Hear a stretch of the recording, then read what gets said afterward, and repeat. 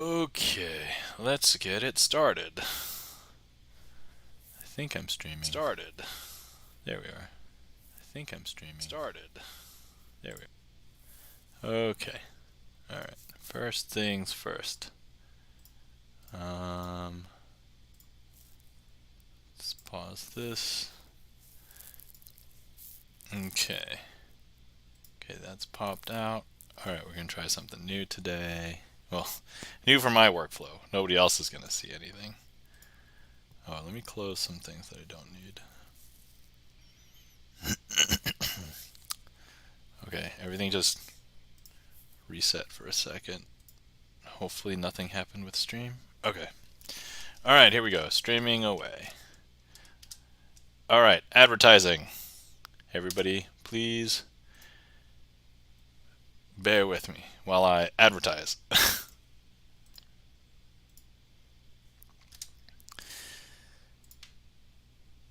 Anyway, hopefully everybody is doing well. I'm feeling a little tired, but I was like, I want to stream anyway. And I don't know why I'm tired. I slept pretty well.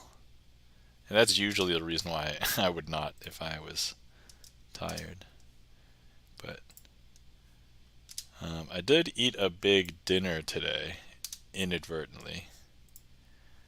I don't normally eat until I'm like full, but I did eat until I was full today.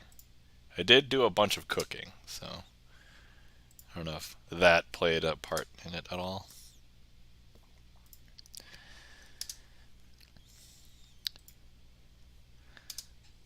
Also, in other news, I will be going on vacation soon from work. So I'll have this week of work, and then next week I'll be off. And then I'll be off the week after that, which will be the week between Christmas and New Year. But I found out my mom's coming to visit, so I'll probably not be able to do much besides hanging out with the family that week.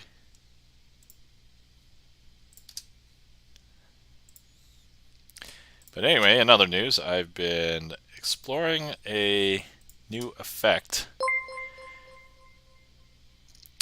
Hey, welcome in, Gibson Lens. How are you doing today? Thank you kindly for the resub. Greatly appreciate it. What is going on this fine Sunday?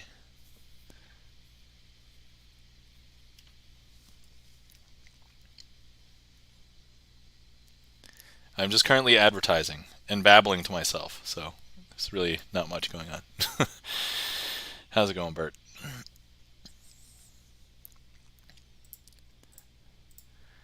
I keep on telling myself the next thing I'm going to do to improve my stream is to have like music or like something, and I haven't done that. so, so you get babbling me. It's like babbling brook, but babbling nom. Okay, advertised in Discord, and then now I usually just do one thing for my magic buddies not on Discord. Okay. Alright. We're done. Whew. That was an ordeal. I would love to get like statistics on like how many times people click on my link in specific Discord servers, but I don't know if there's anything that we can have for that. So, yeah. Anyway, I think I'm going to try and be better about redeems this time because I found that I can pop out the activity feed and then have it sit. Because before, actually, wait, does this work? Oh, no, that pops it out. Actually, can I pop this in somewhere else? Oh no, that messes with everything else.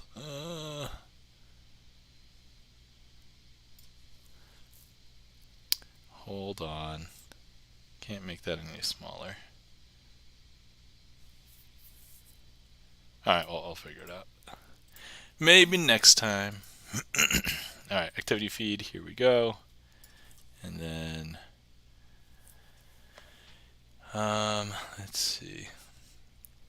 Also, let me know if we ever see Rob Von Lipwig in chat. He gets to sign a card. So he subbed off stream. So we'll have to do that. Okay. Other than that, I don't really have a plan for today. I mean, oftentimes I don't. It's Happy National Stretching Day, so everybody make sure you get your stretching exercises in. So if you haven't stretched all day, now is a good time. So let's stretch. I know it's the starting of my stream, but I don't know if people who've been watching things on Twitch or anything on the internet, if you haven't gotten your stretch in today, get your stretch in today.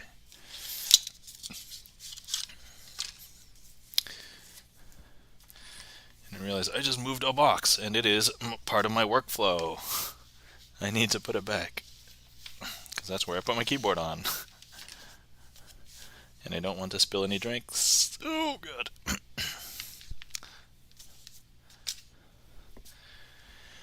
Okay, alright. And let's see. I'm going to warm up. Actually, do I want to warm up or do I just want to record something? So normally I would go off stream and then record something for YouTube. But if there's not too much going on, I could record something for YouTube on stream and then just clip it or highlight it and then use that as my thing. So actually, all right, assuming nobody comes in for the next couple minutes or so, we can try this. Oh crap, I don't know if I have a name for this. All right.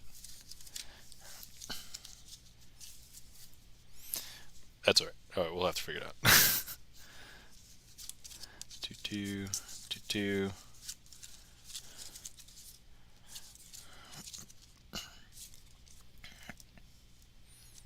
Okay. Then I don't. Okay, so when I'm here, I don't want this and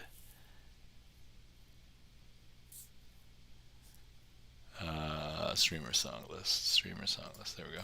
Okay. All right. So anyway, if anybody's in chat, I'm actually attempting to record something for YouTube right now until people get into. People get into chat. Hello, welcome in. Checking the gaff meter. How's it going? All right. Sunday night. If only I had something musical to do. Da-da-da. So as I was saying, I was going to record something that I would record for my YouTube channel to see if I could do it during stream while waiting for people to get in. But somebody has already come in, but feel free to request anything if you would like, or if you just want to watch. This is a rare glimpse into my process for doing a trick for the first. And also, this is a new trick. I don't have a name for it yet, so how I would start off, and we'll go through, and then if I mess up, it'll be bad. And then if I reset, I have to start over. But all right, cool. But yeah, good evening. Checking the gaff meter, and welcome in. Checking the gaff meter, and welcome in. Charlie's Beats. How's it going? Welcome in. How's everybody doing tonight? All right, so okay. I'm going to attempt to record something, and we'll see if it works out. And if there's like weird things, that's okay. Hey, welcome in, beautiful meatball. How's it going? All right. Hi, everybody, and I'm here, and today we're going to be doing magic with playing cards. And today I would like to try something new out, so let's see how this goes. I've got 4 cards here. 1, 2, 3, 4. Now, the thing is, you'll see that the backs of these cards are actually all red. 1, 2, 3, 4. Right? However, if I go ahead and I just snap, that's going to change. 1, 2, 3, 4. You'll notice that one of the cards has turned blue. I'm going to go ahead and snap one more time, and actually now you'll see that 2 of the cards have a blue back. I know, super strange, right? But look, if I go ahead and snap again, believe it or not, you'll see that 1, 2, 3 of them are now blue. I know, super strange. And I just want to prove to you that we still have our 3 blue and our 1 red. Okay, but look, if I go ahead and snap one last time, all 4 cards will actually turn to have a blue back. And that, my friends, is something that I've been playing around with, something new. I just kind of came up with it last night. I don't necessarily want to claim that it is completely original to me, but that's what I've got thus far. So hopefully you enjoyed, and thanks for watching. All right, cut. I'd say that's pretty good. I'll just have to watch it later. I may end up recording that offline, but if that one was a good take, I'll just use it. Full emotes and everything. Anyway, what do you guys think? So that was the first time I have actually performed it to a public audience. I technically tried it out on some people last night. But what do you guys think? Feedback! And anything, if you can think of a crazy idea for me to like theme the story. It's kind of pretty straightforward though, so I don't know what we're gonna do with that because it's just changing the colored backs from one color to another color. But yeah, let me know. So let's see here.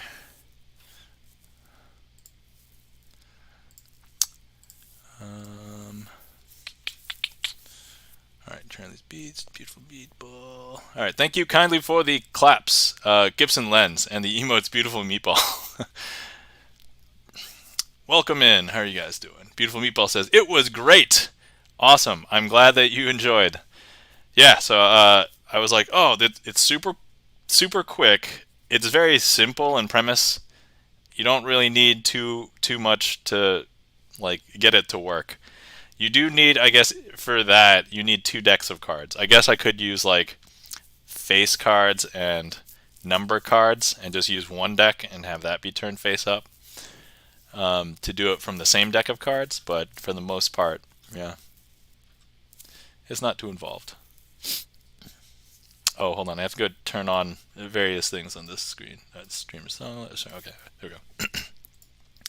Anyway, I don't know if anybody's lurking or hasn't been here before or doesn't know who I am, but I usually do a bunch of advertising right before, so I'm generally hoping that people... Hey, welcome in, Mezzo Mumu. That's a great name. I love that. Anyway, so hi, my name is Nam, also known as Crazy Asian with 3 N's on Twitch, and I like to perform sleight of hand card magic. So that's mostly what you'll see here. And if you would like to request any sleight of hand card magic, I use StreamerSonglist, but without any songs. It's all filled with magic tricks. Actually, there's correction. One thing in the trick list that is not magic, but everything else in there is sleight of hand card magic. So if you would like to request something, you can do !TL for the trick list, or if you just want to see magic but you don't know what to request, !random, and that'll put it into the trick list. Let's see. Also, let's review. We have a few boss tricks from last time. Actually, 2 of them are on the song list or the trick list, but one of them I have to rehearse, and I have not actually gone to do that yet. So, but as I was mentioning at the beginning of stream, I think when nobody was here, I have this week of work, and actually I have a couple days off during this. Well, 1.5 days. So I have 3.5 more days of work this week, and then next week I'm going to have off from work. So hopefully I'll at least be able to do some of my homework then, and then we'll come back probably during one of the streams over the next few weeks with my last boss trick that is not on the trick list. So, oh, and if some people are wondering what a boss trick is basically a trick that I attempted to do but didn't do 100% to my satisfaction. I didn't have to mess it up necessarily, although a mess up basically construes that I'm like very not happy with it. But if I wasn't really happy with it, it becomes a boss trick, and I'll do it the next time, or if somebody requests it. But anyway, so that's what we got. Also, I did add a new redeem, and it's at 690 channel points. It's called Scandalous Shuffling. So if anybody had noticed last time, we had some skinny deck cards. We had some mini deck cards.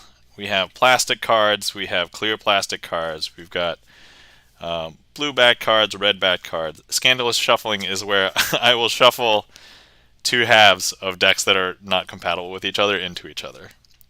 So we'll see if that is a popular thing.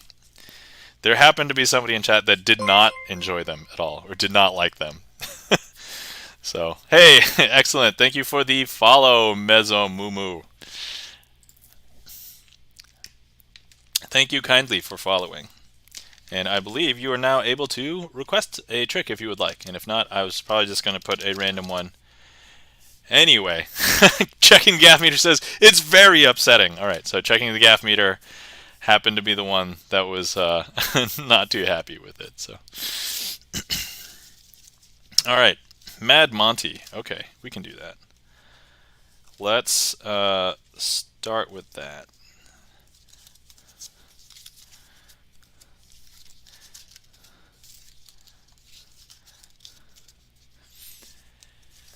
But I will build a bridge.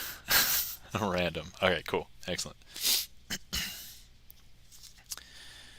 Okay, so warming up still, but I got like the one brand new trick out of the way that's like super brand new. So it has no name. I don't even know. I made a recording for some of my magician friends and was like, hey, do you guys know of anybody who's done a trick like this or anything like that? Because giving credit to people who create magic tricks in the magic world is very difficult if you don't have all of the resources and the knowledge and stuff. So I've only been in sleight of hand magic for a few years, so it's kind of tough to attribute anything to everybody. But anyway, so all right, here we go. We're now going to be performing Mad Monty. Okay, I've got two cards here, and the two cards we have the 8 of clubs and the 8 of spades. And the thing is, if I go ahead and I turn this packet over once and twice, where do you think the 8 of spades would be? On the top? A lot of people would say on the top, because that's actually where it would be. No, sorry. 8 of spades would be there. Man, I fooled myself. Magic trick on myself. Okay. So remember, 8 of clubs on top and 8 of spades on the bottom. And if I do this twice, 1, 2, same situation. Clubs on top, spades on bottom. But what if I were to do this 1, 2, 3 times? Now, important question, which one's on the top and which one's on the bottom? Now, some people would say that this is a strange trick because there's only 2 cards. And last time when I did this, I used Magic the Gathering cards last stream. But today, I'm just showing you the standard version. If you had guessed the clubs is on top, a lot of people would say that's where the trick would be going. But if I knew that that's how you were thinking, I could swap it, right? And that's not the case at all, because if I show you these 2 cards, the top one is actually a queen of diamonds, and the bottom one is the queen of hearts. And so that, my friends, is Mad Monty, and why you don't play any Monty games with anybody on the street. Okay, so, all right. And we do have a couple of requests in the queue already, so.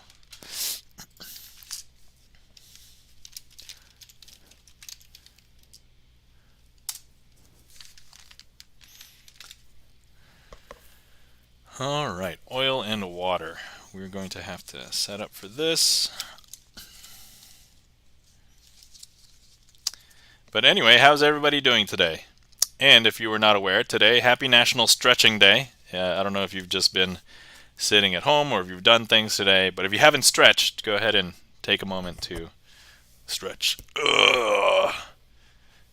If you have the urge to like growl like a bear, like I did, feel free.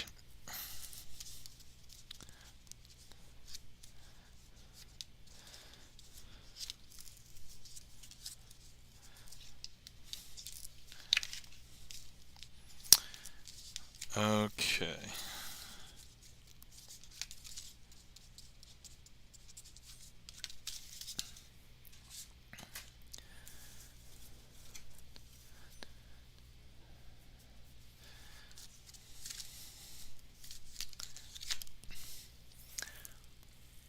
All right, we have a request for oil and water. So this is like one of the classic magic plots. And we say magic plots because basically a bunch of different card tricks may have a similar like story that is told, and a lot of them tend to like group together. Oh, that's an oil and water trick. So let's see. Mezzo Mumu says, "Doing good. I went to a recital to watch my friend perform. That was nice. Gonna stretch myself out. Awesome. Yeah, stretch yourself out. Hopefully the recital went well for your friend, and that it was enjoyable for you. It wasn't like, hopefully you weren't like obligated to go and it's like, man, I hate recitals. Ugh."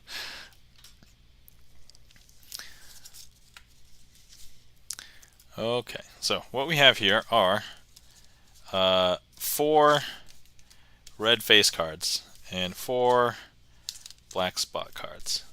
I'm just using this to contrast because you would never mistake one of these for one of these, right? And hopefully vice versa. So, okay, first things first. How you would present this trick normally is if you have oil and water in real life and you try and combine them, what would they do? Hey, somebody found the heat map. Excellent. So if anybody didn't know, later when we have tricks for interaction and we would like people to vote for cards or send your magic through the screen or selecting a card or something, we'll use the heat map. So if anybody who hasn't seen that before, that's fine. Actually, in the interim, I'm going to go ahead and grab this to eat it. So that's also a running joke. Okay, here we go. Ready? I eat heat maps for lunch. All right.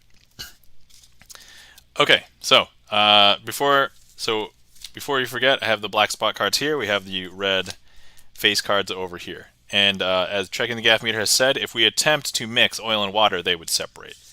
So look, the thing is, if we start with a black card, that should easily make this work, right? So what I'm going to do is, actually, I think I've already messed this up. Hold on. Going back, we are going to start over. So this is what we call a mulligan. Mulligan. Okay. We're going to take this from the top. Ha! Excellent. Thank you. All right. Okay, once again, starting over. Okay. Man, I probably shouldn't read chat during the trick because this has happened before. Okay, red face cards and black spot cards. Okay, so the thing here is what we would like to do is we're going to be placing them and we're going to intermix them here. All right. So, all right, we've got black and red, so we'll go ahead and place black, red. Got it? Okay, cool. Excellent. So now what we're going to do is do that again. Black, red.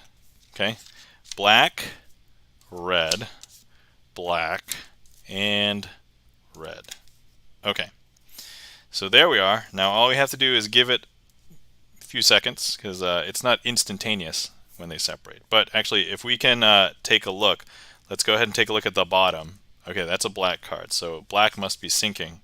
And the top card is a red card. And actually, if I show you all of the red cards, that's all of the time that they took have actually floated back up to the top. And actually, all of the black cards have sunken down to the bottom. I know. Unimpressed? Okay, that's fine. We can do it again. Hang on. Here we go. We have the red face cards over here, and we have the black spot cards over here. Checking the Gaff Meter says, but. That's okay. I think the thing was last time I started with a black card, and that, yeah, they were well mixed. But maybe this time we should start with a red card. So if we go ahead and start with a red card, maybe, that'll do something. So red, black, red,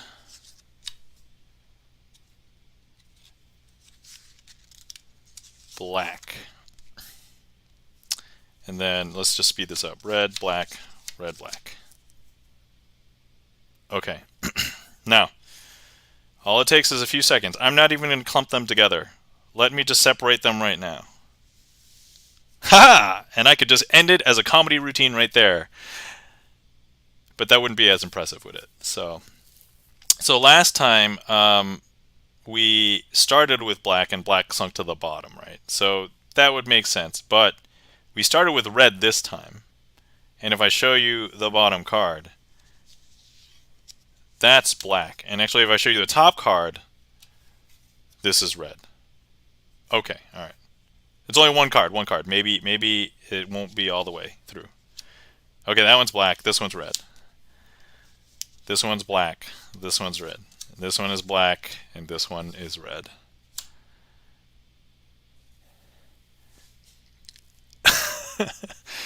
All right. And that, my friends, is... Oh, hey, thank you for the applause. Checking the gap meter. Greatly appreciated. Hopefully you enjoyed that. That was... I felt pretty good after I messed up and then restarted. After the restart, everything was perfect. So, let's see. Hey, Cloudy Haiku, hello. Welcome in, and good evening to you as well. Oh, Bert's adding commands. What do we got here? Command add heat. Now I'm eating heat maps. Oh man, that's going to be exciting to see where we are down the road.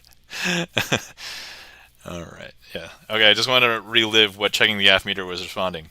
But they were mixed. Mix. No way. All right, that's... Let's see. And Mezzo Mumu says, dang! I hope I got the emotion right behind that, Mezzo Mumu. Let's see here. Charlie's Beats has requested Invisible Palm. Excellent. That is also now in the queue. Great. Let's see. Okay. It didn't work for some reason. Just give me dashboard access. Okay. I'm not sure how to do that, but I'll figure it out later. Okay. Or I'll just make it also. Let's see. Mezzo Mumu. It would be funny if one of the cards was off. Oh. You know, so in times like this, when people have access to recordings of videos, when you do a trick perfectly every time, that pretty much ensures that people can absolutely reverse engineer it. When you have something that's like off by one, or just something that's slightly wrong, like one card that's messed up, it'll actually prevent people from reverse engineering it completely. And there's actually a story of a magician that used to do this. And basically it would be guessing. So he would have a spectator choose any card, and then he would point to a deck. There might be like 3 or 4 decks, but not like 52 of them. And tell you the number that it's at or something. Oh, no. He would actually get the spectator to say a number and the card, and then he would point to a deck. And then you would just look. It was something weird. I'll have to get back to you guys on that, so let me know. Let's see. Cool. All right. Awesome. Let's see. So next up we have I Know Kung Fu for our new friend, Mezzo Mumu. Actually, may I ask Mezzo Mumu, how did you find the stream? Did you find it through a Discord, or did you find it through Twitch advertising to you, or I was just curious how you found out about this stream.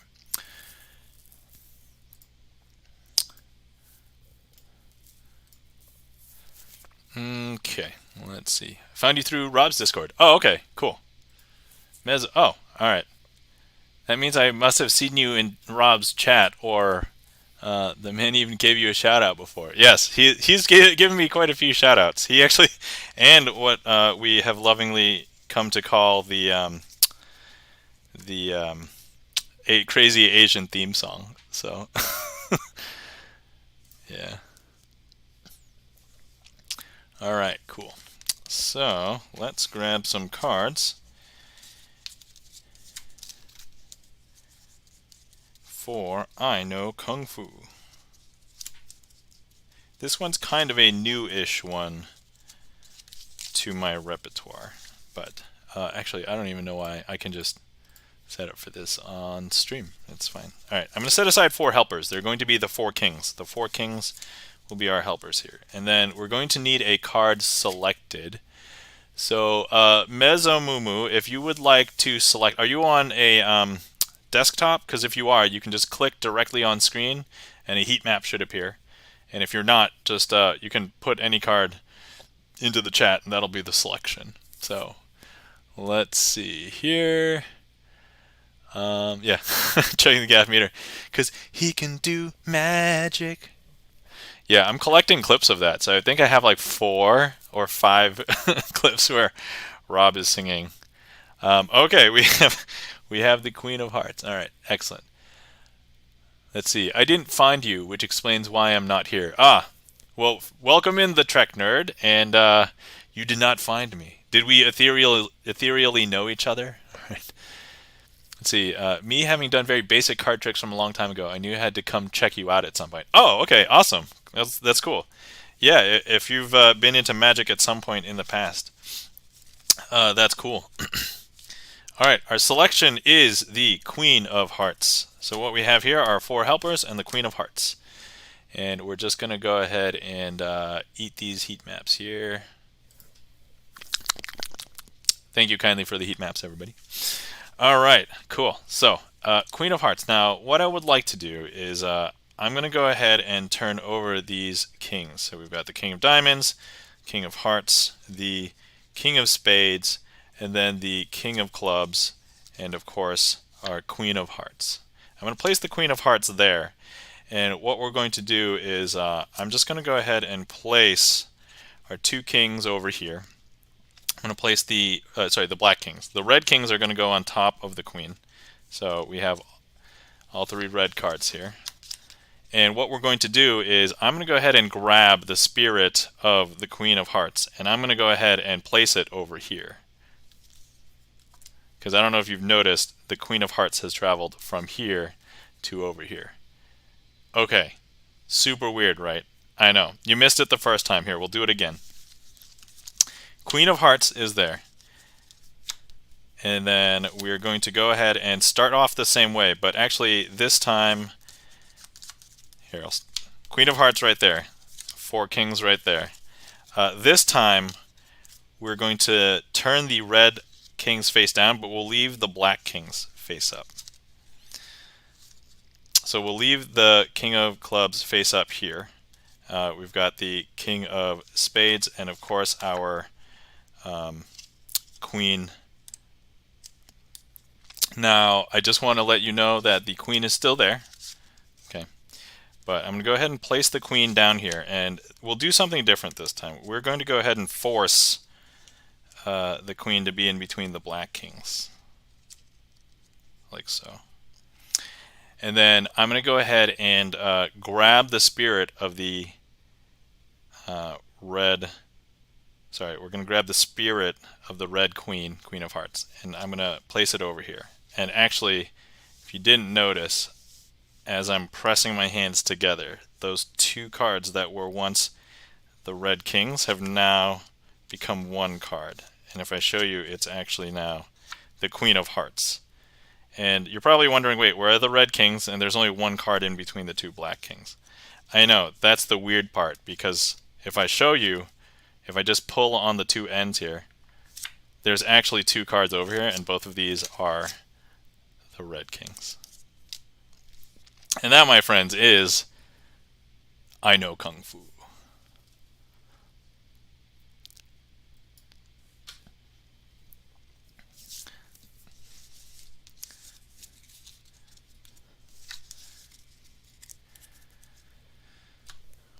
All right, let's see. Informal poll in chat. If anybody has ever done any card magic before, put some 1s in chat. If you've never done any card magic before, put some 2s in chat. Even if they are just like procedural math tricks, so like if you've done anything like that, I'd be curious as to know how many people have done something or anything. All right, excellent. Thank you kindly for the claps. Gibson Lens, Mesomumu, checking the gaff meter for the popcorn and Doritos. Excellent.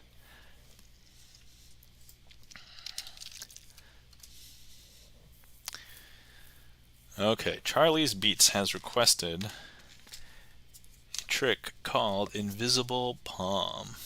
Okay, excellent.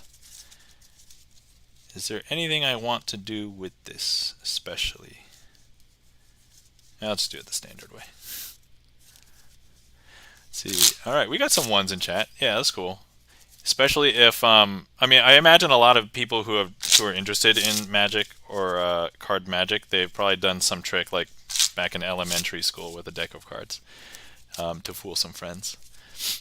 I did 2 tricks when I was a young kid in elementary and middle school, but I never really got into Magic until pretty recently. I would say 2019. So. Cloudy Haiku says, I tried it a tiny bit many years ago. Okay. And then Gibson Land says, one, but only once many years ago. Yeah, that's kind of the same story. Any magic I do is done badly and will likely fail. I mean, the thing is, if you've done any magic, you already have a basis that is like, if you have some knowledge on how some tricks are done, it's just a matter of practice and performance after that. And even if you don't think you're that good, if you just kind of polish the performance a little bit, it can become more impressive. So, but that's only if you wish to pursue it. I mean, I don't tell you how to live your life. You do what you want to do. So, Cloudy Haiku says, at some point I got a set of trick props like a fake thumb that you would stick a scarf into and things like that. It was bad. Okay. Yeah, full disclosure, fake thumbs, they are still used. Probably not for card magic, but yeah, for scarves and things. But if you see people entertaining with kids at like birthday parties and things, that'll still work. So, Mezumumu says, perhaps I should get myself a deck of cards and practice some tricks again. So one of the things was I'm into like hobbies, and before this, I had a bunch of other tactile hobbies, and then once those fell by the wayside, I was like, I need something else to do, and I just found myself practicing like shuffling and handling a deck of cards. And then after that, I was like, what else can I do with a deck of cards? And I was already starting to like get into heavy magic theory videos on YouTube, and I'm like, and then that's kind of when I started like picking up sleight of hand. And I'm like, it's like a nice, if you're into fidgeting without actually having a fidget spinner. And like decks of cards are relatively cheap, so if you just want to have a deck of cards to practice with, you can't go wrong with like bicycles because they are very consistent. So the awesome thing about bicycles is I can take a few cards from this bicycle deck and place them in another bicycle deck, and they feel perfectly aligned. They're cut exactly the same, and it's super difficult if anybody's played like collectible card games. Cards that have been printed in like a weird way, they'll be offset. That's why you need to have sleeves for a lot of things like that. But anyway, so we are going to be performing a trick as requested by Charlie's Beats. Charlie, thank you kindly for the request. The Trek Nerd, I hear and obey the words of crazy.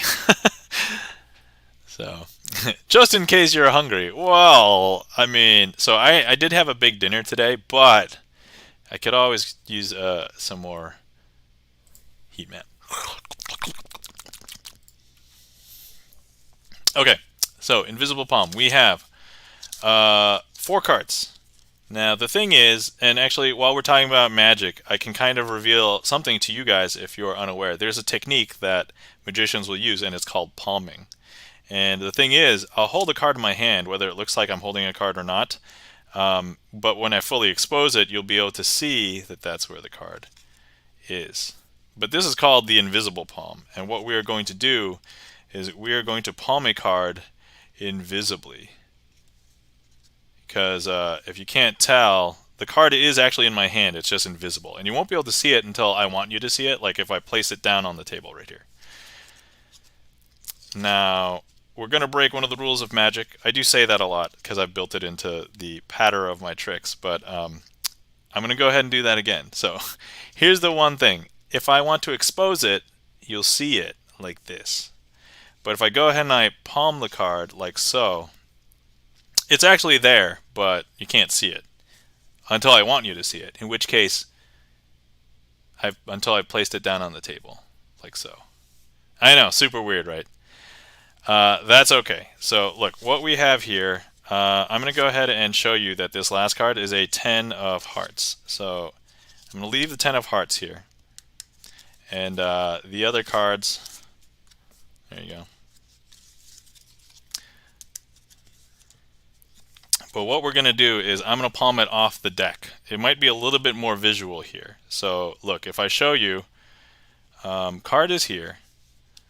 Okay, but if I go ahead and I just place my hand over and I invisibly palm off of the deck, it's there, it's just invisible. I know, super weird, right?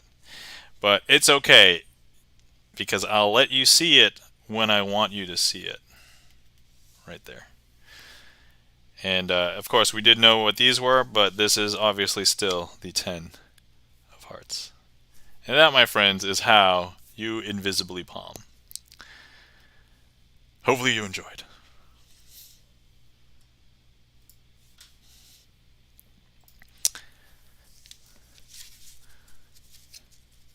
See, thank you kindly for the request, Charlie's Beats. Hopefully you enjoyed that. And let me once again relive checking the gaff meter's comments. WTF! Just blew my mind. Cloudy Haiku, thank you for the mind blown. And let's see, checking the gaff meter says, were those up your invisible sleeves or what?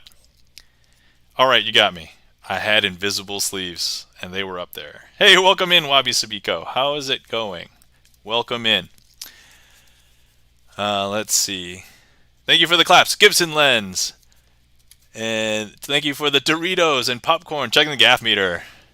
Let's see. Will kind of work lurking, though. Oh, yeah, that's fine. Totally understandable if you need to get stuff done. But thank you for dropping in. And hopefully you get a chance to see some tricks and enjoy Wabi Sabiko. And then let's see. The Trek Nerd. They were actually perfectly skin colored. Yeah, that would actually be a great way to achieve something like this, actually. The Trek Nerd. Yeah, if you had cards that actually had backs that were exactly your skin color, that would be amazing. That would be cool. If anybody comes across anything like this, please let me know that it exists, because I would love to know. Thank you for the claps, Charlie's Beats. Checking the gaff meter. To be clear, I'm not throwing popcorn at you. Ah, okay. Totally understandable. That would be a waste of food. I don't want to pull out any stereotypes, but don't waste the food.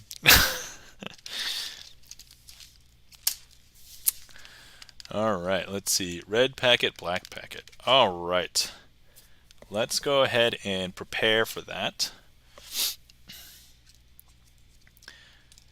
Let's see here.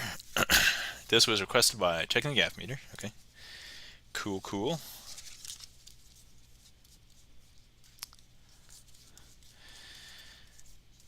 I just realized this is a lot more difficult when I have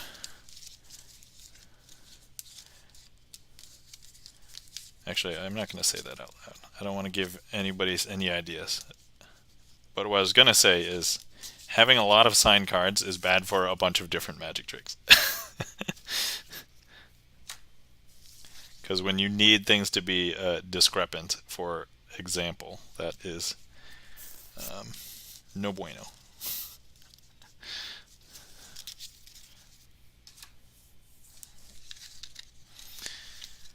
Okay, let's see here.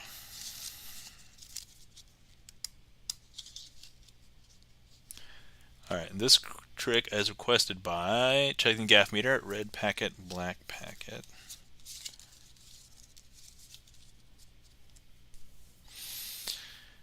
Okay, let me just remember. I'm not doing anything. I just need to remember how to do it in my head. I think I've got it, so alright.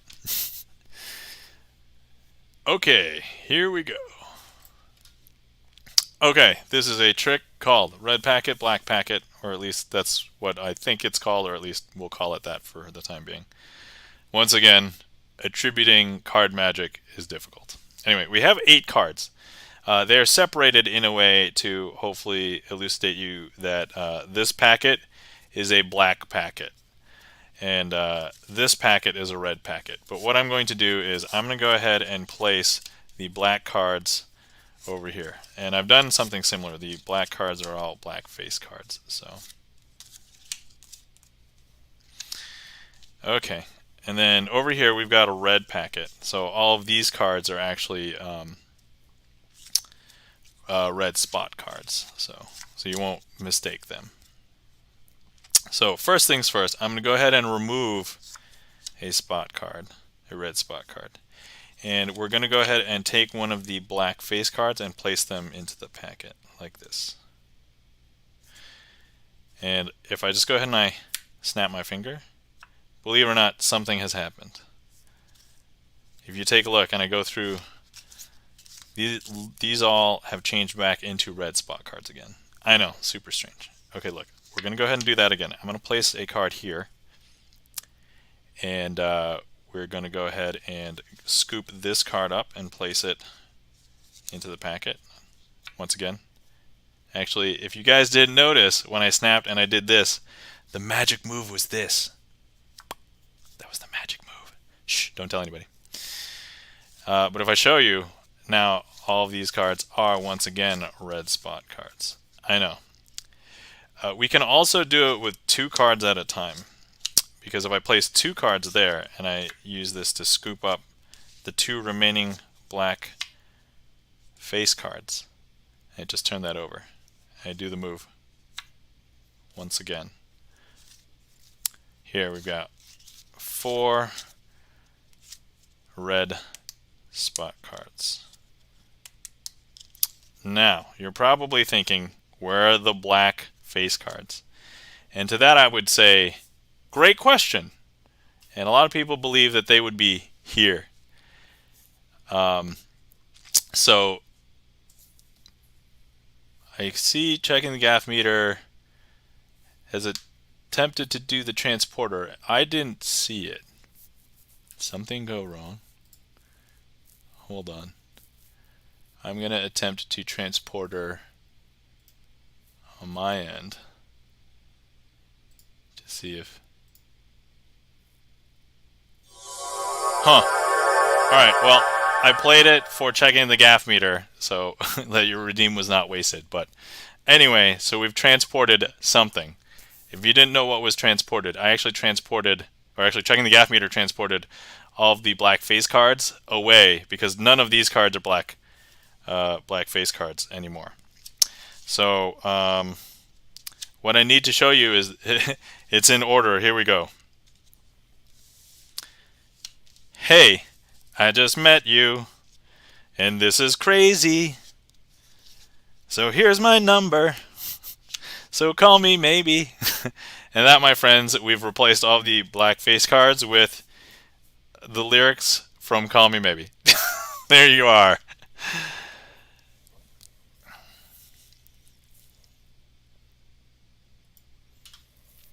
And that was red packet, black packet. Wow, I am a little out of it today. Thank you kindly for the applause. Checking the gaff meter, greatly appreciate it. And thank you for the Call Me Maybe emotes, gifts, and lens. If anybody is unaware, Chris M. Yee is a streamer and enjoys Call Me Maybe. So actually, if we can get a shout out for Chris M. Yee while we're here. Yeah, Chris M. Yee, variety streamer, plays video games, usually Fall Guys on Mondays, maybe other games other days, but every other Saturday he has the Clip M. Yee show, where he features a bunch of clips from all over the Twitchiverse. I'm going to call it the Twitchiverse. But yeah, occasionally also featuring me, so that's very flattering to think that he enjoys my clips, that he'll feature them. So thank you kindly, Chris M. Yee. So if you're not giving him a follow, please give him a follow. Also, that emote that Gibson Lens threw in is a Chris M. Yee emote. So if you want, Call Me Maybe. Those of you who are part of the Rob Kovacs community already understand. And anybody else, just know that Call Me Maybe. It's a meme now, if it wasn't already. Let's see. It's not you, it's me. Oh, okay. All right. Thanks for checking the gaff meter. Are you breaking up with me? Let's see. Savinia says, amazing. Thank you kindly for the amazing. Mesomumu says, yo! All right, I hope that enumerates all the O's that were in there. Red Blacket. You know, that could be a good name for this. Call me maybe made me unlurk. Savinius, thank you kindly for the unlurk. I mean, if you need to lurk, feel free. But if you would like to continue unlurking, that's fine. Savinius, feel free to make a trick request if you would like. And if you would not, that's okay. I will still continue to do magic tonight. Let's see here. Does he call them Chris my emo or does it? Oh, Chris my emotes. I don't know. I mean, I think he just calls them Chris me emotes. But yeah, if you let me see here. Maybe. Yeah, if you hover over this long enough, like when the Chris ME Pikachu goes over it, it kind of behind the ears, you can kind of see it become the call ye maybe. So that might be the call ye maybe. But no, Chris M Yemotes. Oh, Chris M Yemotes. That's a good one. We should let him know if we haven't, if he hasn't already done that. I'm doing the work and lurk. Okay, yes, work and lurk, Savinius. Thanks for stopping in. Thanks for unlurking. For call me maybe. Not Chris my emotes.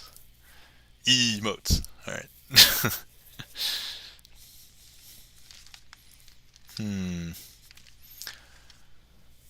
All right. Cool. Anyway, is everybody's holidays shaping up? I've been seeing a trend of people not doing what they've traditionally done in past years, mostly because I guess between pandemic happening and then disrupting that, and then like now continuing. But like, I'm just curious how people will be spending holidays. Whether you celebrate Christmas, something else, New Year's. What are you guys gonna do? Let's see. Cloudy Haiku says, finished my present wrapping yesterday. Excellent. Yeah, I used to maybe kid, and it's probably not too far from the truth, but I never really celebrated Christmas. I celebrated the commercialization of Christmas, which is what I think a lot of people celebrate. But yeah, I'm not religious in any way, but put up the tree, put up lights, buy presents for people.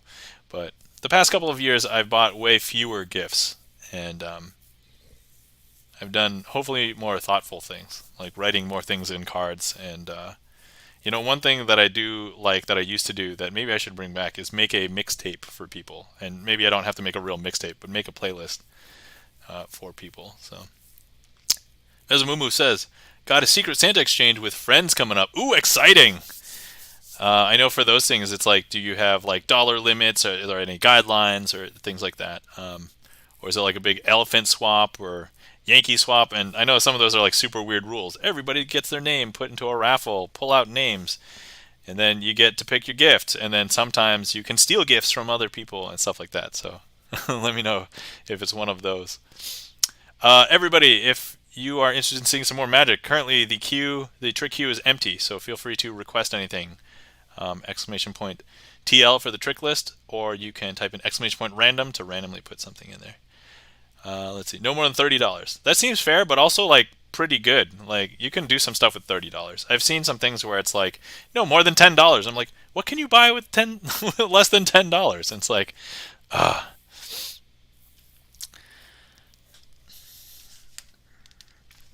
So yeah, especially now, and it's like one of the things that I hate is gift cards. Now, I think I understand why everybody has them. Hey, welcome in, X-Spice. Let me know if that is correct, or if I should pronounce it X-Spy or X-Spice. Let me know. But hello, welcome in. Blast from the past, Stan. Oh, awesome. Tall Stan. Am I right? Cool. Well, welcome in. Welcome to my stream. This is, yes, all right, great, excellent. So, everybody, Stan and I went to high school together. It's been a while. But, yeah. So, anyway, if you didn't know, I started learning how to perform sleight of hand magic, and here I am, having a Twitch stream to force myself to practice.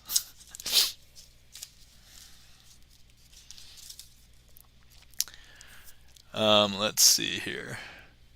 Yeah, so anyway, okay, I'm going to get back to this tangent in a second, but the claim is I hate gift cards, but I know why they exist. Okay, we're going to do the 4-card trick, and then we'll go back into this. All right, so as requested by Mezomumu, we have the 4-card trick. And as you can imagine, the 4-card trick requires 4 cards. So, all right, here we go. We got 1, 2, 3, 4. Now these 4 cards, gift card magic. Oh, that's a great idea. All right. But let's see. So these cards we have, I just want to show you, are not normal cards. They are blank. Actually, they're all blank. So, but if I wanted one of them to have an image, let me just pretend with this Sharpie to just kind of draw a picture. I'm going to draw a picture, and actually I'm not drawing it on the surface. I'm actually drawing it on one of the cards in the middle. And oh, let me put the pips in there. Okay, there we go. And actually I'm going to have that card just, whoops. I'm going to have that card sink through the pile, and we have the Joker that I've just drawn. I literally just drew this. Okay. Let's see. So, now, here's the thing. We have this Joker, and if I were to just turn it over, and I am going to place it into the packet somewhere there, all right, you'll still be able to see it when I go through the packet, because it's right there. How can you miss it? All right. But look, what I'm going to do is, let's see, who requested this? Mezomumu. All right, Mezomumu. If I could, I'm going to go ahead and invisibly pull the Joker out from this packet. And I'm going to send it to you through the internet pipes. So just hold on to the invisible card just for a minute, if that's okay. Here. Hold on to that. It's coming through. It's going through the internet pipes. Let me know when you have it, Mezomumu. Let's see, and we did get a couple more requests. Excellent. Thank you kindly for requesting Cloudy Haiku and checking the gaff meter. Greatly appreciate it. Okay, you got it? All right, excellent. So now let me just show you that the Joker itself, now there are still 4 cards here, but I sent the spirit of the Joker through, because now if I show you, the Joker that I drew is now gone. I know, super weird, right? Okay, but now I'm ready to take the Joker back. So, all right, Mezomumu, send it through. Let me know when you send it. I'm gonna get ready to catch it. I don't know what the proper posture is. Is it like a baby? All right, swoosh. Okay, I've got it. I'm gonna go ahead and place it back into the pile. And now, if I show you, we have. Oh, there's nothing there. Oh, hold on. Magical snap kind of fixes everything. There's the Joker. And so with the 4-card trick, a lot of people are like, wow, that's super weird. You can hide the Joker. And you can tell what it is when you look at the face, because the Joker's there, because I drew it on there. But if we take a look, all the faces of all of these are blank. But what you guys may not know is that you can also tell the difference between the backs, and it's because when I sent it through the internet pipes, that sometimes has the propensity to corrupt some cards, and the back of the Joker is actually red. So that, my friends, is a 4-card trick. It's the 4-card trick, actually. The one and only 4-card trick. All right. Cool.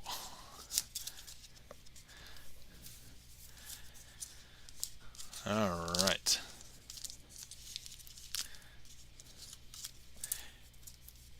Thank you kindly for the claps, Gibson Lens, and for everybody else's responses. Egads! And I assume a double, but in uppercase, Egads! And a sheesh from Mesomumu. Let's see. Oh, and X-Spice saying, Mesomumu, you did great in that. Excellent. Cool. Thank you kindly for the Doritos and popcorn, checking the gaff meter. Thank you for the claps, X-Spice. Why, thank you. Yes, well done, well done. Thank you for participating. All right. Now, because it is Happy National Stretch Day, I would like to urge everybody to stretch while I kind of go on my diatribe about gift cards. So gift cards, from a business perspective, doesn't make any sense for them not to do gift cards because it's basically a little piece of plastic. And if they get used, they effectively got the money for what would have been spent there earlier. And if they actually don't ever get used, it's basically free money for a little piece of plastic. And now you can get gift cards that are just digital codes. So they're not even like, there's really virtually no cost. Besides that, there is one problem with gift cards, and it increases fraud. So I don't know if you've heard of weird scams where people might be targeted, and it's like, okay, if you can't pay me directly with like, a wire transfer, then get me gift cards from this place for this place. And so that is the one argument against gift cards that a store would have, or like a company or a brand, however you consider those entities. I'm also going to take a swig of tea. But let's see. And for consumers, it's kind of stupid because it kind of lessens the value of cash. So unless you can get more value out of the gift cards, like spend $50 in gift cards and get $10 in gift cards for free, then like that's, one tangible reason why you might want to get gift cards. But if it's like a straight, money to money transfer, it doesn't make any sense. So I don't know. Yeah. Let's see. Cloudy Haiku says that's not the store's fault though. Yeah, it's not that specific store's fault. It's like some grand scheme, and And XBite says, I need 6 $500 gift cards. I'm the IRS. Yeah. And that's the same thing with like the people calling on the phone. It's like, I need your social security number. So, which by the by, people contacting you on the phone, you should not give out any information, especially when there's any sort of urgency. And so if there's a way that you can educate people who are, less, fraud-minded, like, please do, because fraud sucks. Let's see here. Oh, next we're going to solve a Rubik's Cube. Oh, okay. My apologies. Okay, this is the one thing that's on my list that is not actually a magic trick. So I'm just going to scramble while we chat. So if anybody wants. But yeah, so that's kind of my problem against gift cards. I hate gift cards, but they exist. So, hey, welcome in, Kishloba. How are you doing? Yeah, I feel like in some cultures, cash is 100% A-OK. Yeah. Let's see, Savinia says, it preys on the stigma that giving cash feels wrong. Yeah. I guess the one other thing is that, like, if people suspect that there's cash in a thing, then, like, there could be more theft. And if it's a gift card, if it's not in a place that, for a place that the thief would care about, then it kind of protects it. So I guess I suppose sending through the mail, that would be an okay situation. Let's see. Phishing is real, phone, email, etc. Yes, phishing is 100% real. So I like to receive gift cards when they're for a store where I already shop. Yes, that is also really good too, because especially like for me, right, groceries. That's a place in which I'm definitely going to visit and go get. And even if I get groceries delivered, I'm always going to end up shopping at the grocery store for something anyway. So like that's a very practical thing. Or like for me, I have this magic shop that I like online, and so if I get one from there, I love it. But if I get for a place where it's like I'd like to go there sometime, but I haven't built it into like my regular routine, then I don't normally go there. I am CISO. Oh, okay, cool. I'm just a software engineer, but I've been doing a bunch of research into fraud prevention, mitigation, and cybersecurity from cyber criminals. So that's cool. Awesome. Let me grab this heat map here for a second. Thanks for the delicious heat maps. All right, what kind of software engineering do you do? Let's see. I'm a software engineer working in the Microsoft stack. I currently work at a company in the restaurant industry. So we do have like an e-commerce white label backend like solution to help online orders, basically, for restaurants. So for restaurants to do orders. So anyway, okay, cool. I'm gonna solve this Rubik's cube. I realized trying to explain it a couple times ago I messed up, and so I'm just gonna do it. But and I think a bunch of you in chat have already seen me explain it before. So, but if there's anybody who I guess wants to have an explanation, you guys can request it again or next time.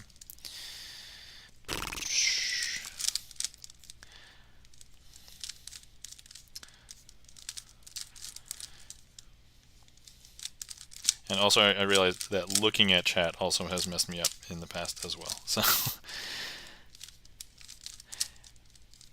admittedly, just before streaming, I thought I felt like an oncoming headache, and I'm like, no, no, no. It's probably because I haven't had too much water today. And normally I have like 8 cups of tea in a day, but today I did not have that many.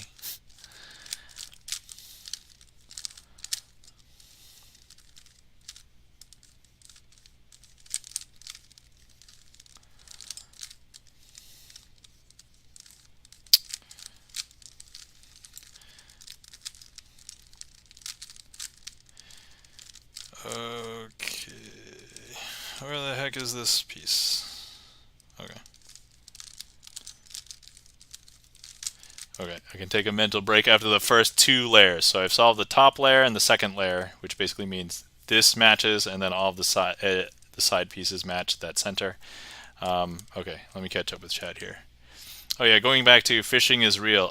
Yeah, so people, even if you are aware of various types of phishing emails, they have actually gotten many more sophisticated phishing attacks. So just be careful and be aware. One of the new ones is, I think, called the sock puppet phishing attack, where the target is not basically addressed in the email initially, and so it's just this convoluted email thread between 2 people, in this case 2 cyber criminals, but they're posing as people at like the person's company, or like something that person cares about, and then the final email is like, hey, we're CCing you in, and we kind of want to get your opinion on stuff. Can you look at this like Google document or something? And it's basically a link that is the phishing link, or a malicious link, to then put something on there. And that could be done in a legitimate way where people would actually fall for that, who are very well aware of phishing. So just know that attacks are getting more sophisticated. All right, so let's see here. Let's see, I haven't seen you do it or explain it yet. Oh, Cloudy Haiku. Oh, all right. Tell you what, Cloudy Haiku. I'm going to scramble this again, and then we'll go ahead and explain. Ever need to ask questions on security stuff? Always a resource. Runner, yes. Okay, cool. Okay. We will go ahead and because Cloudy Haiku, you are the one who requested, we'll explain. Oh, you don't have to redo it? No, no, no. It's not going to take me that long. It's cool. I mean, you saw how quickly I did that, right? It's less than a couple minutes. Also, there's one magic trick after this, but there's not so many pressing tricks to get to right after. If the queue was like 8 long, I'd probably be like, well, first of all, my queue has never been 8 long. And so anyway. Okay, so, all right, I'm going to explain it for Cloudy Haiku and also Mezo Mumu, because I just realized that there's multiple people in here. So, okay, I only know the beginner's method. There's a lot of different ways to solve a Rubik's Cube, but the beginner's method is the easiest way, and you can kind of intuit getting the top. So the first goal is you're going to want to get the cross on the top that matches this. So whatever color you happen to have on the top. I usually choose white because if I don't, then it messes me up for the rest of the algorithms when I make assumptions. But and when you do that, you're going to want to position the centerpieces so that not only are these all white, but that the edge pieces on the other faces match the center on there, on the other sides. The thing with that is that the centers don't actually change positions in relation to each other. So like this white square will always be opposite this yellow square. That's probably not very great looking.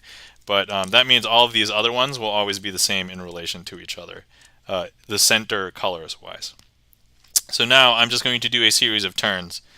And like, for example, this one, this white one will go here, and then this green one will have to match that. So ideally, if I just pull this piece out and then turn it and put it back in, that would be the best thing to do.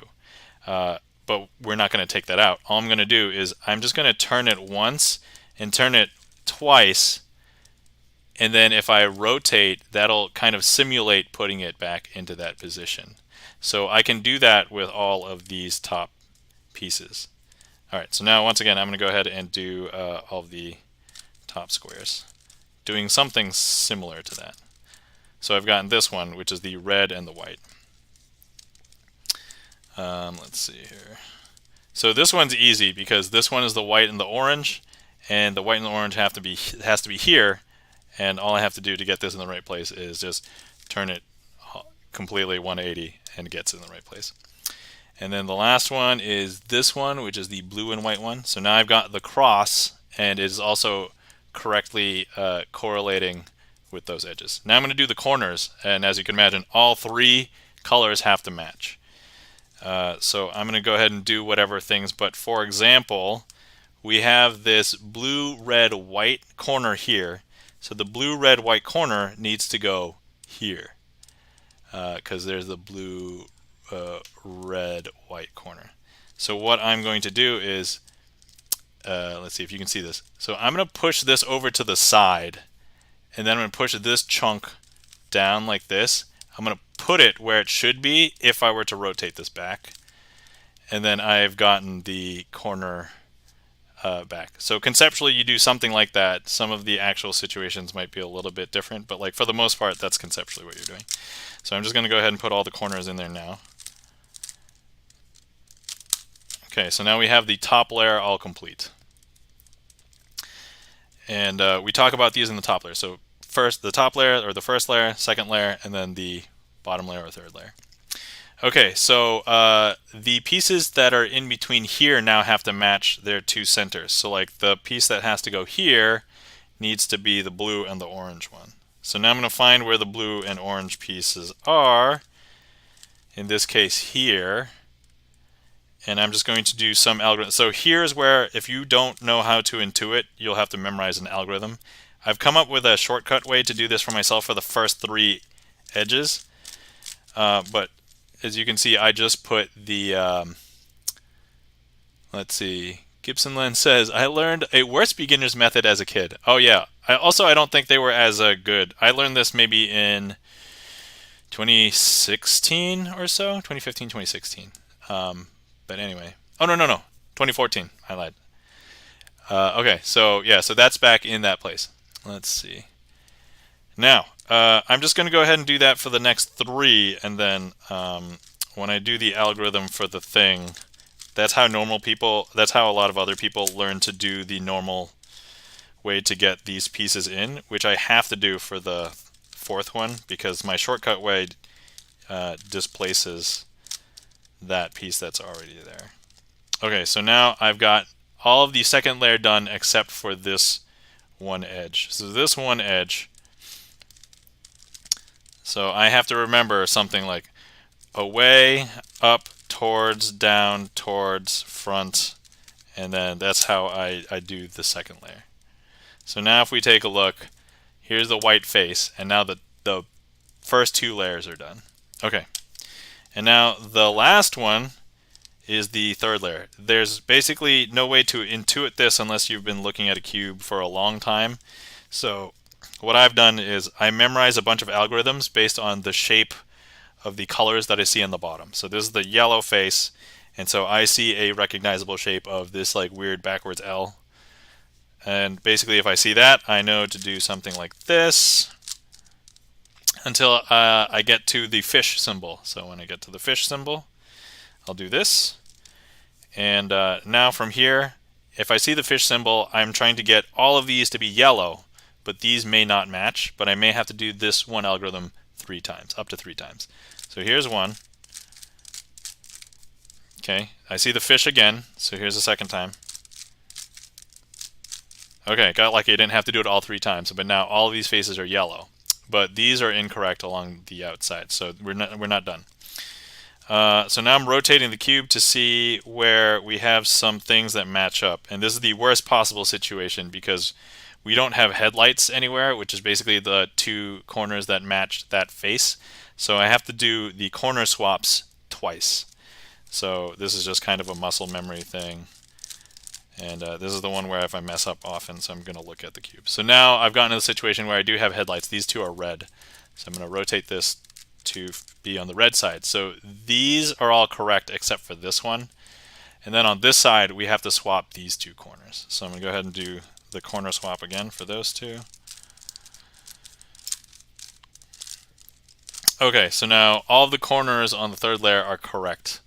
Now we have just the middles not correct. So I'm going to go ahead and just do the thing that will allow me to swap one of them, which I'll have to do this twice because all 4 of them didn't match. Usually when 3 of them don't match, it's just 1 cycle away. So we got this one to match up.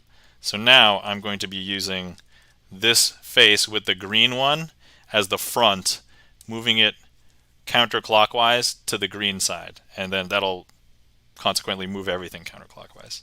So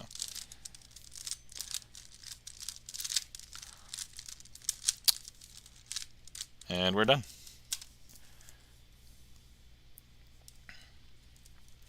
That, my friends, is solving a Rubik's Cube using the beginner's method.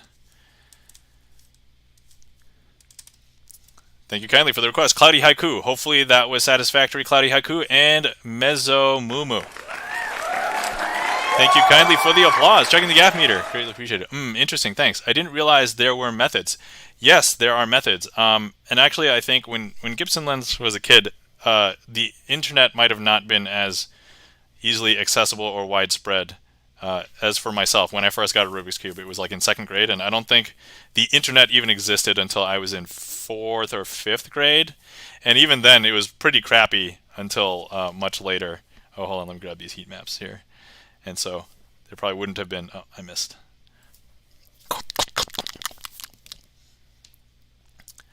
Okay. Yeah, so thank you kindly for the claps, Gibson Lens. Interesting, thanks. I didn't realize... Oh, yeah. And that was nice to see it broken down. Excellent. Sustenance, yes. So yeah, if you're interested in solving a cube, they have instructions for the beginner's method actually on the Rubik's Cube site. I actually don't like real Rubik's Cubes because the corners are too sharp, so when everything has to be perfectly lined up. This one is, so you can tell, a Chinese knockoff, but it's slightly better. First of all, it was cheaper, and then second of all, the corners are slightly rounded. So like, I don't know if you can see, hold on, this might be easier on the other cam. But if you take a look, these corners in between here, they're not perfectly square. They're slightly rounded, and that gives it a lot more like rotation. So like this doesn't have to be perfect. So like I can still rotate this side and it'll line up. There's better cubes that are also more expensive, but if you're just trying to do this for the first time, if you already have a Rubik's Cube, I guess you can use that because you're not going to be doing things very quickly. But once you know the algorithm, it's just nice to have things move without getting caught on a square corner. So that's that. Anyway, hopefully you guys enjoyed.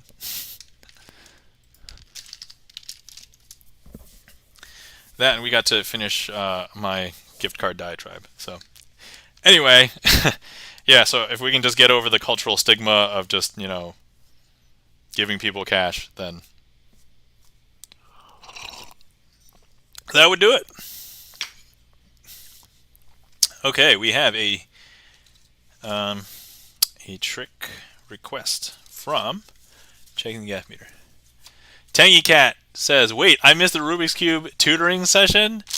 I mean, I wouldn't call it quite a tutoring session because I think I still kind of shortcutted some of the stuff. Like I explained conceptually, like what I was doing during the steps, but until you're actually using the cube itself and like seeing how when you move a thing a certain way and then moving another thing a certain way, it's not really gonna solidify anyway. So, but I mean, all my VODs are up, so you can go check it out. I don't know what the timestamp would be, but actually, let me.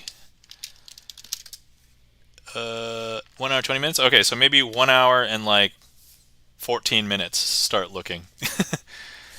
So, but yeah, I mean, if you wanted the quick explanation, it wasn't really that quick. I was doing it pretty slowly, but okay. I'm giving my brother a wad of cash this year. With inflation, it's a good gift option. Yeah, for sure. Like, um, yeah, I don't know why cash has such a stigma. Obviously, if you're sending it through the mail, that's a bad idea. But like, if you're just gonna directly give it to the person, I don't see why there should be any problem. But anyway, Tangy Cat, welcome in. I don't know if I actually said welcome in, but I just started reading your comments and started conversing. But yes, hopefully you're doing well. Hey, welcome in, C. Eugene SE. How are you doing? Show Magic, yes. We're going to be going through a trick right now as requested by checking the gap meter called Two Card Monty. So, C. Eugene, if you are unaware of how things work here, I use StreamerSonglist just filled with magic tricks, and then I basically perform the tricks that people request. So if you would like exclamation point TL to see the trick list or exclamation point random to add a random trick to the queue. Okay, all right, so this one is called Two Card Monty. So let's see. And hey, welcome in, Chan, the Magic Man. It is going well. Let's see. Tangy Cat says, "I'm tired but good." Well, I'm glad that you're good. My apologies for you being tired, but hopefully you can rest up for the weekend, and then tomorrow you'll be refreshed. That'll be great. Yes, thanks for shouting out Chan the Magic Man. If you guys like magic, Chan the Magic Man does Magic Mondays, so give him a follow. Tomorrow night is Monday night, so that'll be that. So, okay. Like one of the tricks earlier, we have the 9 of hearts and the 9 of diamonds, and we would like you to try and remember which one is on the top. Now, we're going to go ahead and, if you were here, checking the gap meter, I could have you hold these 2 cards like this, and, in your hand, and we'll be doing this, we would be doing this live. But in lieu of that, we're just going to do it on the table here. Actually, I'm going to need a platform because it needs some space. I'm going to use this box. Okay. So not doing anything fishy, just using the box to raise the cards. So which one's on top? Well, if I have the 9 of hearts, you would have the 9 of diamonds. Correct. So what we're going to do is show you how the magicians would actually perform the switch. So I would actually push this card into your fingers, have it line up perfectly, and then pull the other card out. Now that was just a demonstration, so that wasn't really a trick. But if I have the 9 of diamonds, you would have and you would say 9 of hearts probably. So now what we're going to do is do it at speed. So we're going to go ahead and pretend that you were holding that down, and we'd swap it once. We'd swap it twice. Everybody would laugh. I would place it here and then ask, all right, what do you think is on top, diamonds or hearts? So this would be a good time. Everybody in chat, actually we could even grab some. Okay, here's a diamond, here's a heart. Anybody with a heat map or on browser, go ahead and click which one you think is on the top. Do you think the diamonds is on the top or the hearts on the top? And we'll see who gets it right. Oh, we got the split. Okay, we got 5 people saying hearts, 2 people saying diamonds. Okay. All right, excellent. Cool. All right, it's kind of an informal poll, but okay, for anybody who said that the diamonds is on the top, you're incorrect. However, if you also said that hearts was on the top, you would also be incorrect. Because this is why you don't play two-card Monty on the street. Because we have, yeah, the spade is on the top, actually. And they are the two queens. Checking the gaff meter is actually on the top. So if that matters. Top of the queue. So there you go. Let's see. Yeah, so Tangy Cat got it. It's going to be a spade or something. Well done. Checking the gaff meter says, oh, I forgot. Flee! All right. Excellent. And that, my friends, is two-card Monty. So it's known as two-card Monty. Oh, we've got a lot of heat maps here. Hang on. Let's see if we can grab them all at once. That was Big Meal. Big Meal. Thank you kindly for the claps, Gibson Lens.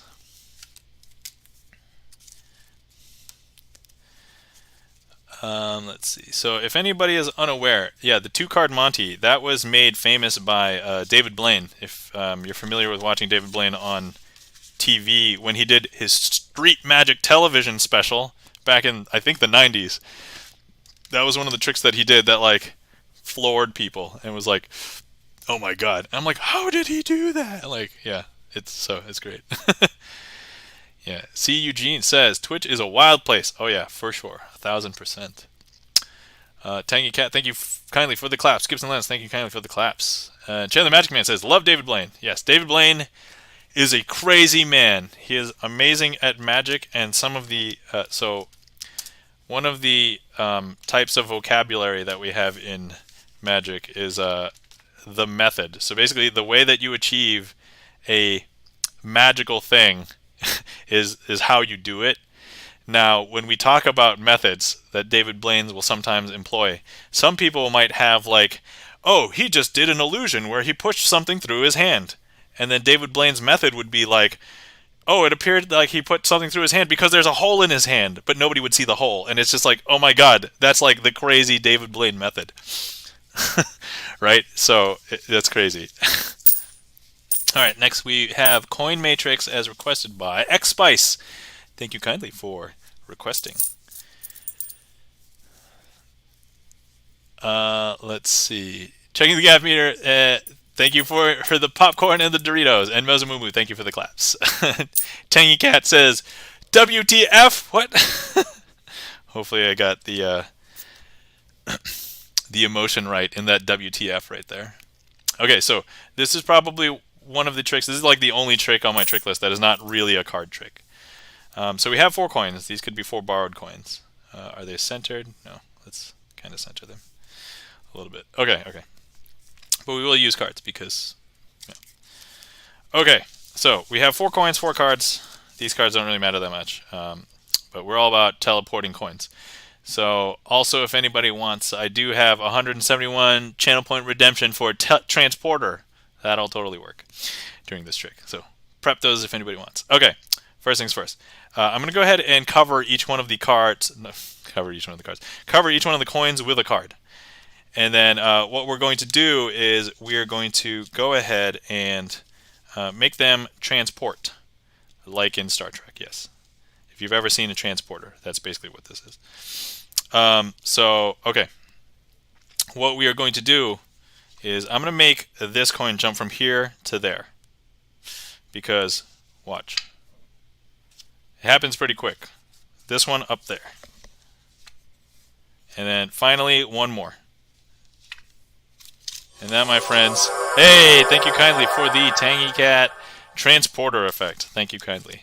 And that's how we transport our 4 coins. And this is sleight of hand. This particular version only legitimately uses 4 cards, 4 coins. So, thank you kindly for the applause, Chan the Magic Man. Tangy Cat says, what? Chris M. Yee, welcome in. Thank you kindly for the claps. And XSpice, thank you kindly for the claps. Greatly appreciate it. Hopefully you enjoyed that.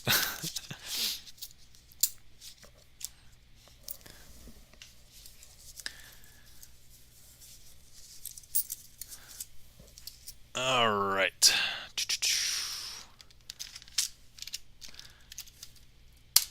Yes, much enjoy. So baffle. What?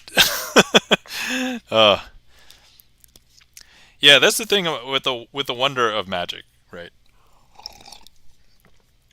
With music, so if you watch any musicians on Twitch, C. Eugene says, "But how did you do that?" Yeah, so, believe it or not, a lot of so actually to address Eugene's question, a lot of the magic that I've learned, especially most of the tricks on my trick list, are tricks that I learned from free resources. So basically, a lot of what I enjoyed learning was just freely available on YouTube.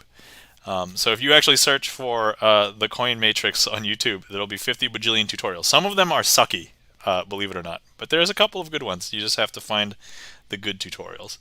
All right, that being said, how this one worked, we had the transporter sound effect to transport everything. So that's that's how it worked. But yeah, I don't expose because a lot of the things that I want to show, especially using my trick list, is that there's a lot of creative minds who are like magicians who put in time and effort to create these tricks, and some of them are still alive making money from these tricks, and so it would be wrong of me to basically expose the secrets. That's number one. Number two, this is like a strange medium in which, like, for example, if you see a musician and they're pressing keys on a piano, or they're blowing into a trumpet or something, right? You know how that works conceptually, but you don't really know how to make the music, right? And so that's kind of what this magical art performance is. And so I'm making the magic. And as I've said before in the past, the magic doesn't happen when I'm just fiddling with cards. The magic happens in your mind. And so that sense of like mystery and awe and wonder, that's the thing that we're trying to get out of the magic performance. And if we've done that, highly successful. And if you know how it works, that's okay. Hopefully you're a magician and you appreciate like how much time and effort and skill that it took, or the knowledge that it requires, or whatever, right? Like it's something you can appreciate in a different way. But yeah, so that's kind of like I'm gonna get down from my soapbox now. Let's see. This will be a mystery for me till the grave. I mean, that being said, too, like everything that I do here is just sleight of hand magic. Like I advertise that on my stream. It's sleight of hand. I don't do anything. I didn't sign a deal with the devil. I don't do sorcery. I don't do black magic. It is literally just sleight of hand magic. So, your baby will really enjoy tricks like that when she's older. Oh my God, Cloudy Haiku!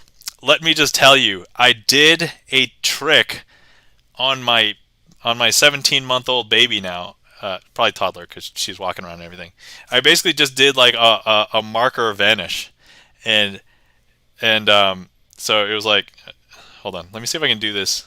This is probably not going to look good. I'm not practiced on the Sharpie finish, but all I did was 1, 2, 3, and then it disappeared. And she was like, "What?" And then I made it reappear, and the first thing she wanted to do was touch the marker. And I was like, "Oh my God!" She understood that it was like a weird thing. Like, so yeah, that's so cool. Hey, yeah.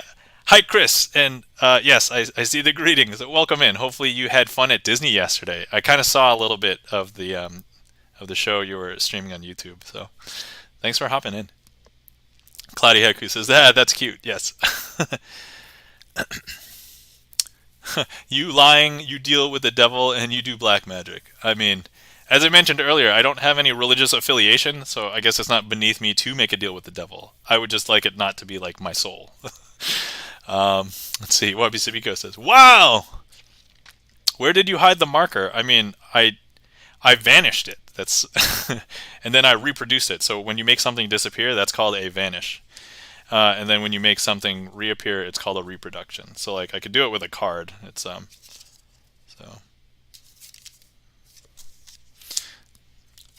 One of the things that hold on, let me. What's better? Okay, so there's something called the back palm, and I don't know if I'm exposing anything there, but basically I'm just making a card disappear and then reappear, and it's super cool visually. But if you understand how it works, it's like, what? Like, I'm not very good at it, but actually I was super happy that that worked out perfectly on stream at that time. But yeah, it's still not like intrinsic to me to do the back palm, but as you can imagine, I'm hiding it behind my palm, not here, but like back here. So,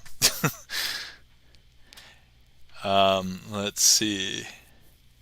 Yeah, Chris says it was nice there. Yeah, it was nice at Disney. Excellent, good. I'm glad to hear that you had a great time. By the way, Chris, thank you for featuring so many clips of me. Normally I'll have like a trick or two, but like Chris M. Yee on his Clip M. Yee show featured me a few times. Yeah, we did shout you out earlier, but if we can get another shout out for Chris M. Yee, if anybody wants to give him a follow, Clip M. Yee show every other week is super fun. Also not safe for kids, so if you like funny humor, there's a naughty kids list segment. So yeah. Let's see here. We've got Chan the Magic Man says, how do you deal with someone that exposes a trick in your chat?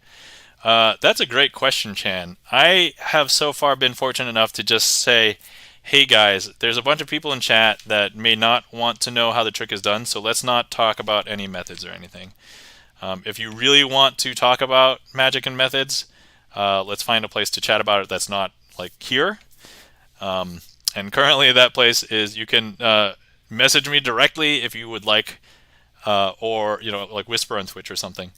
I'm in a bunch of people's discords, so if if you see me there, you can do that in Discord. I don't have my own Discord currently. I think I'm going to plan on making my own Discord over the winter break, and maybe we'll do that. But Wabi Sabiko says, shock. He turned marker into extra finger. Yes. Have anybody seen James Bond 007 Goldfinger? This is extra finger. Let's see. Thank you kindly for the claps and the lulz. Wabi Sabiko. Mezzo Mumu says, man, I tried doing that one. It's tough for me. Oh my god. I'm not going to lie. So a couple of things. For example, there's this thing called a color change, which you make a card change from one into another, right? And it kind of looks like, you see it looks kind of like that. So it looks like a quick and easy move, and when you learn like how it's done, like the magic goes away. It's like, oh, okay, that's all that they're doing. But then when you try and do it, it is not consistent, and it takes you like double digits of hours of practice to be able to get the snap change down. And so that's the snap change. The back palm, I would dare say, takes like triple digits of hours of practice. Can you see that again? Yeah. Hang on. Okay, so we'll change it from one to the other. There you go. So that's called the snap change. Also, that was my first color change, i.e. learned it from YouTube. But when I teach people some things, this is one of the tricks that I'll teach, because it kind of shows you how difficult some of the sleights are. But then it's like, if you end up wanting to get this really good, it's like, as I said, double digits of hours of practice for that one. And then, yeah, but the back palm, that's like, I would dare say triple digits of hours practice for it to be good. Like, you might get it like passable in double digit hours, but like, oh my god, it's so hard. Tank Cat says, that was so smooth. Yeah. Holy smokes. Yeah, and then we got the, can I see that again already? Yep. Okay, cool. Wabi Sabiko, lol. Would a timeout or ban be a good idea if they do expose? I mean, I don't know. That's up to you, Chan. Like, I know you're a relatively new streamer. I haven't had to ban or time anybody out, because I'm at the point where I feel like if they try and say something, or if they talk about something, and I know that I've talked about it with my mod, Gibson Lens, about exposure and stuff. We can delete the message, and then I can just tell people on stream to, hey, let's just be respectful and not expose it. And as I said, there's so many free resources for learning magic. Like, that's literally how I started my first entire year. And let's see here. So it's out there. If anybody wants to learn it, it is. But I would recommend you don't learn the secret unless you're going to perform it, because it will take away from your magic. And then it kind of, like, if everybody knew the secrets and nobody did it, then magicians would still have no job. But because most people, like, all the knowledge is out there, but there's just a lot of crap to go through to get to like some of the good stuff, right? Yeah. So we don't mention any rules yet about not exposing tricks. Yeah, that's true. I haven't actually enforced anything, but so far nobody has thusly violated anything. And C. Eugene SE says, I saw how you did that, but I'm not going to expose. Thank you kindly, C. Eugene. Okay, let's see. So we have a request from Tangy Cat. And Tangy Cat, this will require a selection. So if you would like to make a selection, I don't know if you have browser and you can heat map. If you don't, you can just type a card into the chat, and I believe all of the cards are here. So feel free. Let's see, this shall be the last trick I watch for the night. All right, Mesomumu. All right, Tangy Cat, are you this 10 of spades? Just to confirm. Yeah, Mesomumu, if you are ever interested in watching more Magic, 9 of spades. Okay, great. Wait. Oh, no, 9 of spades. Oh, you're this one. Okay, cool. Yeah, Mesomumu, if you're ever interested in watching more Magic, I have all my VODs up, and then if you would like to watch more Magic, actually, I'm just going to take a pause for a second to advertise my YouTube. I have a ton of tricks on my YouTube. Enjoy and follow. Okay. Chain the Magic Man. Oh, okay, all right, cool. Yeah, we only need one card for this, the Ambitious Card Routine. So I think you know how to do this one, Chan. Okay, we have the 9 of spades as selected by Tangy Cat. Tangy Cat, out of all the cards, you selected this one. It happens to be signed by another streamer friend of ours, Sencha Katner. If anybody wants to follow a botanist, does actual botany on stream. So anyway, what I'm going to do is I'm going to go ahead and grab the 9 of spades and place it into the middle of the deck, like so.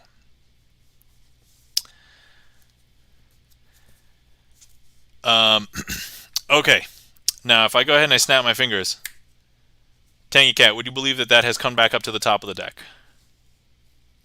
Because if you don't, watch carefully.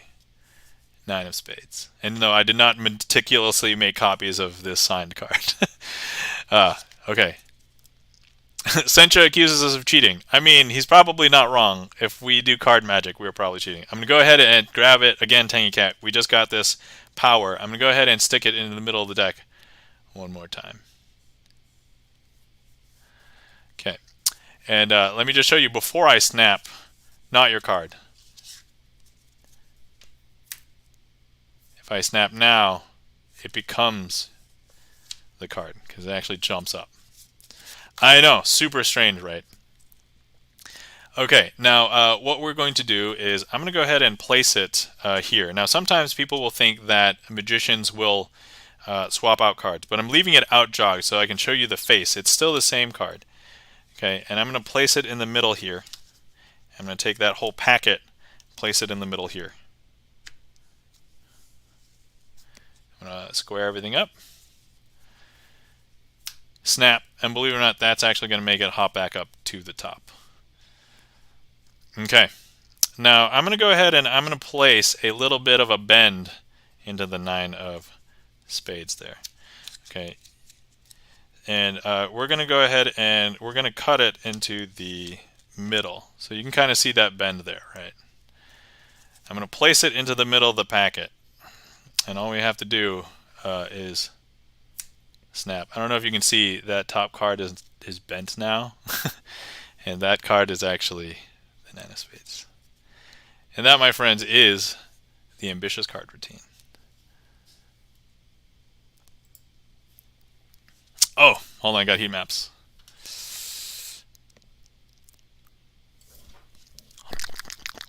Delicious. Anyway, thank you kindly for the claps. Chain the Magic Man, Tangy Cat. Wow, that was really good. Cloudy Haiku, thank you kindly for the compliments. And let me see here. And Tangy Cat also said, ooh. Thank you for the ooh. And Mesomumu, good stuff, man. Oh, thank you kindly. Hopefully you enjoyed Mesomumu. And yeah, as I said, if you have any inkling to watch more magic from me, there's plenty out there on the internet between Twitch and YouTube. Tons of stuff. So Tangy Cat says, I love seeing that trick. Oh yeah, so Tangy Cat, this trick is one of the first tricks I learned because, and they recommend this, it'll teach you some of the sleights for card magic, but it is modular. So each part in which I make the card jump back up to the top, we call that a different phase. And as you get better, or like you learn more tricks, you can take out the parts, those phases that you don't like, and input the phases that you do like. So some people's ambitious card routines are just like 3 solid phases. And some convoluted ones are like 12 phases and it takes 8 minutes to do the whole thing. And like that is the wonderful thing about this. So mine is like a 4 or 5 phase depending on how you cut and slice and dice. But yeah, so it's a really cool thing with the ambitious card trick. And I don't always end that trick that way. It depends on my mood and how I'm feeling and stuff. So, but yeah, it literally teleported. Yep, from the middle to the top. Other tricks in this family are known as elevator tricks because you see a trick hop from somewhere to the top, and so. Yep. Thanks for the tricks. I shall catch you around again. Yes, Mezamumu, thanks for stopping in. You have a great night. And Tang Cat, yeah, thank you. Awesome. And with that, I believe that will clear the queue. So,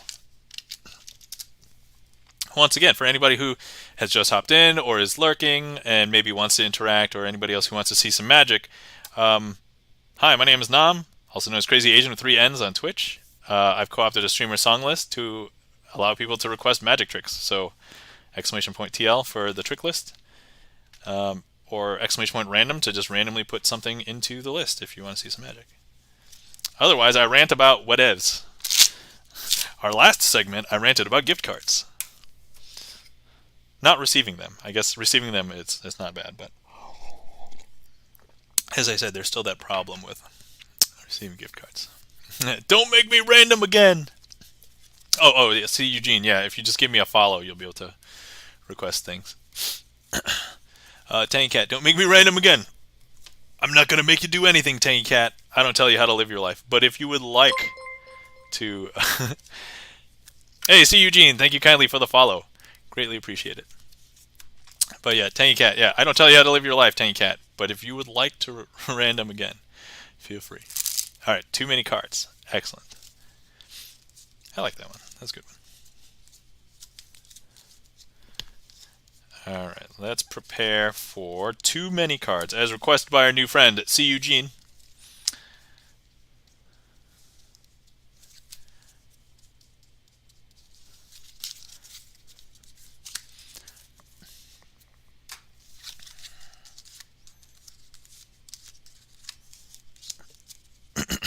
Okay.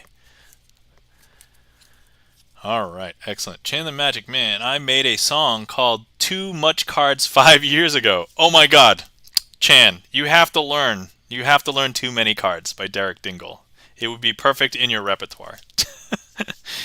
Because then you could be like, oh guys, I also made this song, Too Much Cards 5 years ago. It would be perfect segue. Perfect segue.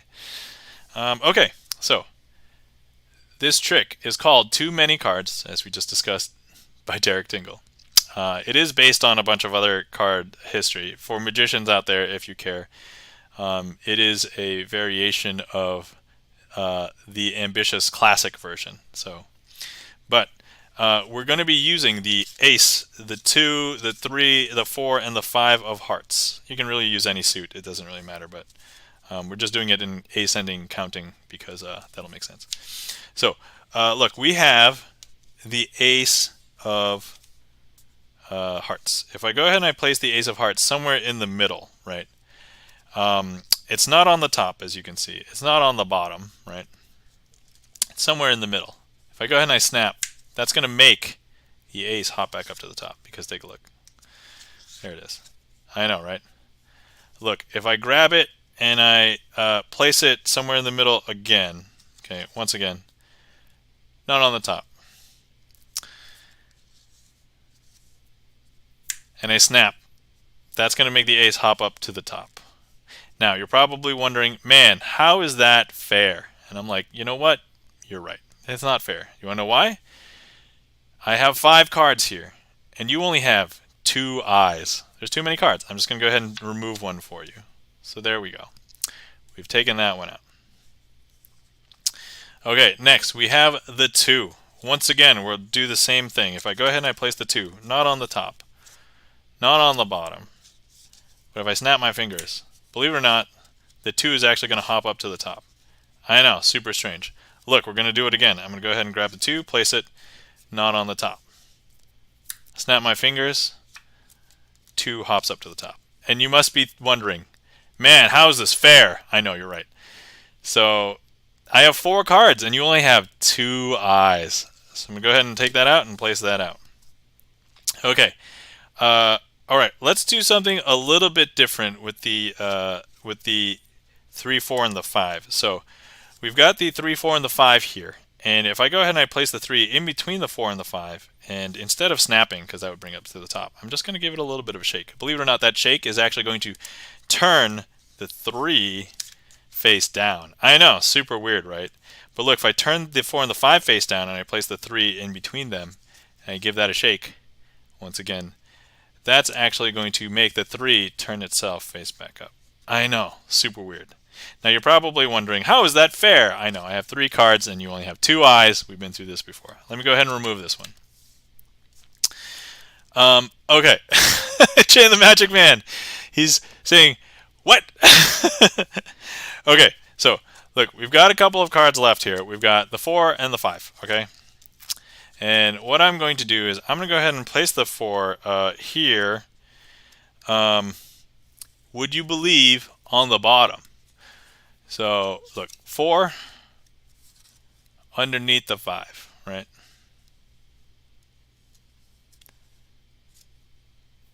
But if I snap, that's actually going to bring the 4 back up to the top because, take a look, 4 is back up on the top and the 5 is on the bottom. What if I now take the 5, actually I'm going to go ahead and place the 5 back on the bottom. Okay, and as you can imagine, the 4 is still, nope, let me go ahead and snap. Now the 5 is back on the top and the 4 is on the bottom. Now let me go ahead and just remove the 4. To that, you're probably saying, now here's the thing. We're now at parity. We have a 4 and a 5 and you've got 2 eyes. So there's 2 cards, 2 eyes. Like, there's literally no reason to remove any more cards. But you know what? Since you guys are asking so nicely, I'm going to go ahead and remove the 4. And we have just a 5. So you guys shouldn't be complaining anymore because there should just be a 5 here, right? Well, you are right, but actually it's not the 5 that you think. It's actually not the 5 of hearts. It's actually a 5 of spades. And that, my friends, is too many cards.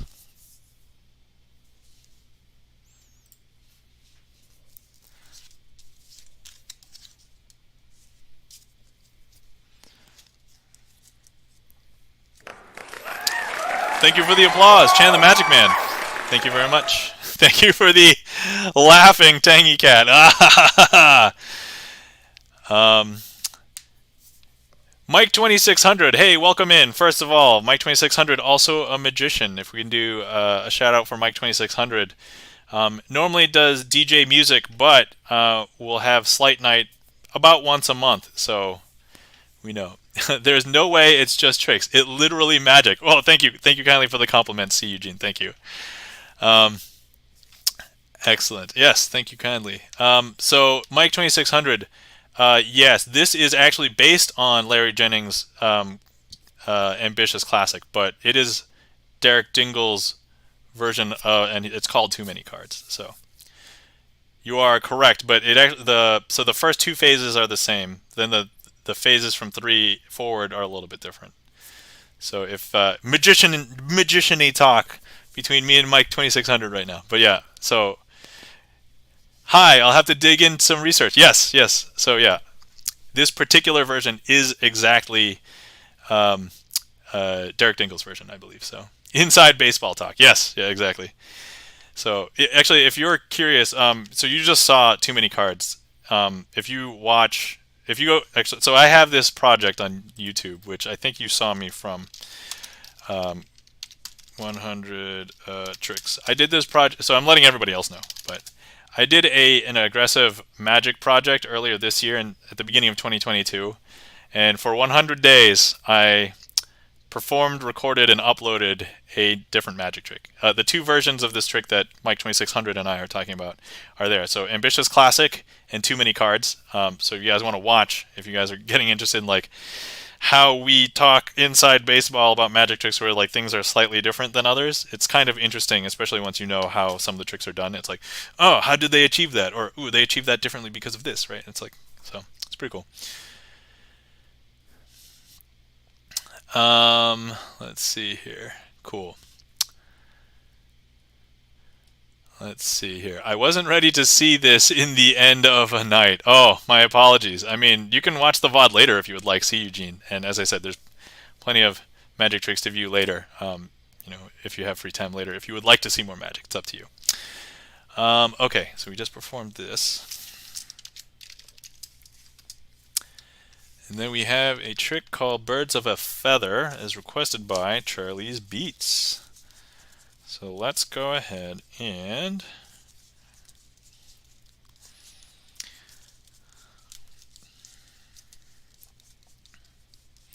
I'm going to have to set up for this. So anyway, hopefully everybody's doing well this fine Sunday evening.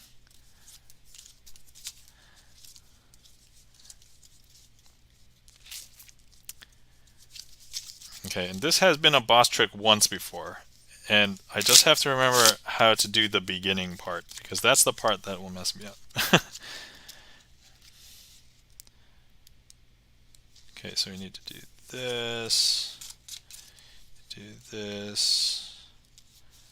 Okay, all right, we got it.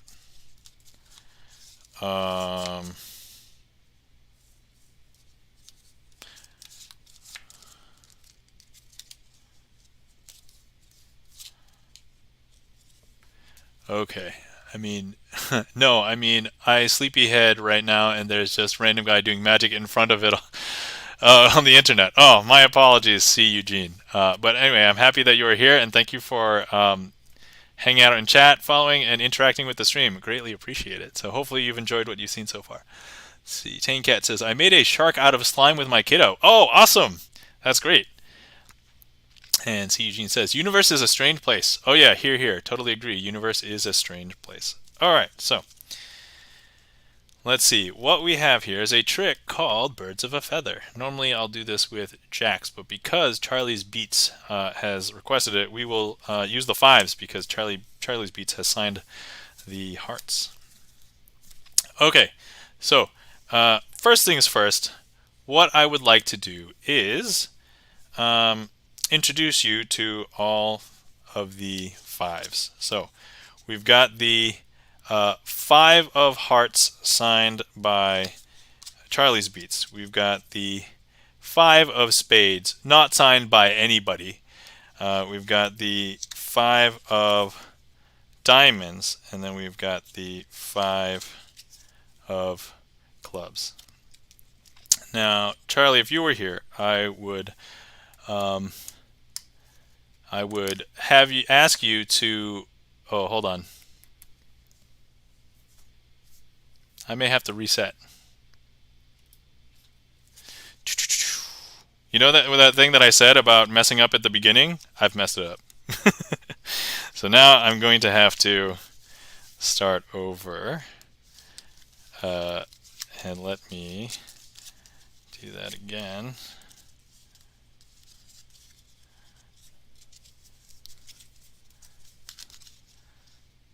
Okay. Okay, all right. Oh, Gibson Lens, if you could mulligan for me, that'd be great. Okay, here we go, starting over. All right. Okay, so look, we have the 5 of hearts signed by Charlie's Beats. We've got the 5 of spades. We have the 5 of diamonds and the 5 of clubs. Okay. If the sign will be one of the other 5s at the end of the trick, I'll just tie. Okay, so Charlie's Beats. If you were here, I would ask you to cut the deck 3/4 of the deck off the top. Okay, let's say you cut there. It doesn't really matter. You could have deviated a little bit from the top or the bottom a little bit. And then from this one, I would ask you to cut about 2/3 of what's remaining from this pile. So let's say here. And then finally, this last one, I would ask you to cut half. And we'll cut that there. Okay, so you could have made these cuts if you were here physically, but for the in the interim, that's what we're doing. So, and then the other thing is now, if I would like to mark each one of these with a 5. Okay, so we're going to go ahead and mark each one of these with a 5. So we'll just put a 5 on each one of these, and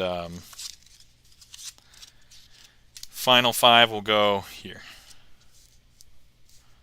Okay. Now, what I'm going to do is I'm going to make a connection with my thumbs and my pinkies from each one of these piles to this pile. So that's this first pile. Now here's the second pile, and then here's the third pile. Now, I don't know if you guys were able to see. I can understand that, streaming through Twitch, 30 frames per second or 20 frames per second, 24 frames per second, whatever, you might miss some stuff. But there was a spark that traveled from my pinky through my thumb, through the other hand, down the pinky into this pile. And if you couldn't tell, this pile is now a little bit thicker than it was like a second ago, because all of those 5s have magically traveled from here to here. Because if I show you, we've got the 5 of diamonds, the 5 of clubs, the 5 of hearts, signed by Charlie's Beats, and 5 of spades. I know, super strange, right? But now, Charlie, would you believe that when you had cut to all of these places, would you believe that you could have cut, what are the odds that you cut exactly to another 4 of a kind? Virtually impossible, right? The odds are so stacked against you that you would not be able to do it. But if I show you that your cuts have actually made it 100% 4 of a kind matching aces. Whoa.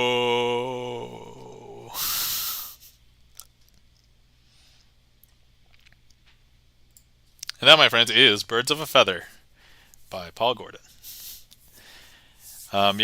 So while searching for this trick, I found that there's like 8 different versions of Birds of a Feather, and I'm like, that's not the one I want, that's not the one I want, oh, this is the one that I want. I'm like, this is one of the situations where it's very important to get the name of the creator, because you will never be able to find this trick again without the name of the person who created this version of the trick. So it's like, all right, cool. Tangy Cat, gotta sleep now, thanks so much. Well, Tangy Cat, thanks for stopping in. Hopefully you enjoyed, and you have a glorious night. Amazing, and Charlie's Beats. Thank you for the shocked llama. Greatly appreciate it. And let's see. All right, cool. Okay. Whew. Maybe it's just a magic deck. Yeah, I will let you know that sometimes I will require cards outside of a regular deck. So I don't know if you saw some of the tricks earlier. I had blank cards, or cards that I wrote stuff on. So like those are obviously not. But if you look at my trick list, any of the tricks that have the impromptu tag on it, those are tricks that can be done with a regular deck of cards, a borrowed deck of cards even. And so even if my presentation doesn't do it, you could adjust the presentation to use a regular deck of cards. So, all right. Charlie's Beats has redeemed clear plastic cards. All right, Charlie, do you want me to pick a trick, or do you want to pick or randomize a trick? And then I will attempt to perform it with clear plastic cards.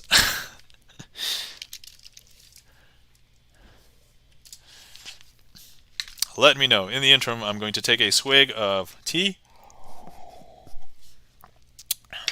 And let's see. I'm going to think about wrapping up probably soon. I did start what I would consider on time today. So, but while we are here, let's give a shout out to my mod.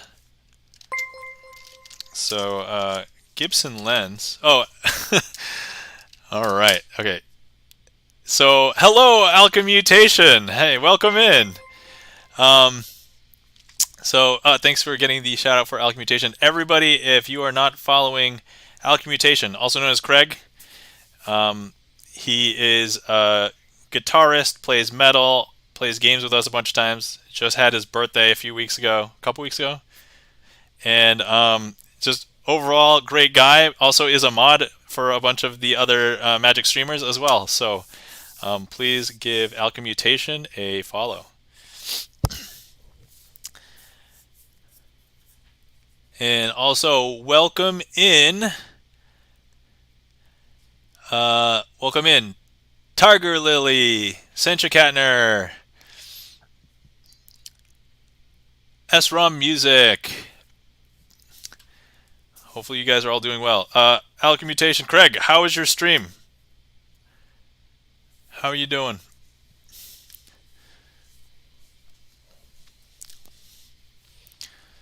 Hopefully the stream went well. And were you musicking? I imagine you were musicking.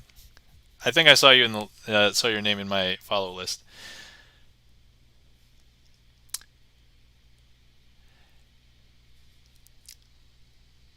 And Sencha, did you just resub? Sencha, thank you kindly for the resub. Greatly appreciate it. So let's see. We just had a situation where we were actually using the Sencha Katner card. But if you are not following Sencha Katner, if you like botany, hold on, I gotta find it. Which card was it? I'm probably doing this the super slow way, and I should just place it down and just spread.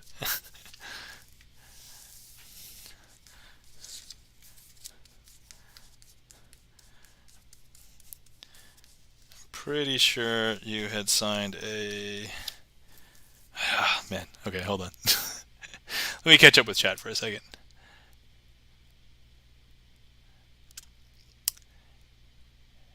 I know, right? So weird. Okay, cool.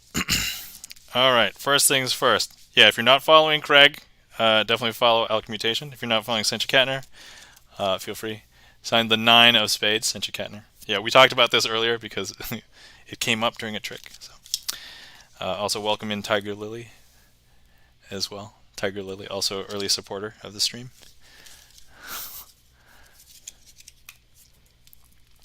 I love that considering how much you love robots. What you practice is actually botany. Is that a dad joke? Can we use that? All right, cool. All right, so Charlie's Beats has requested a trick called the Devil's Elevator, and you guys are just in time because there was a redeem selected.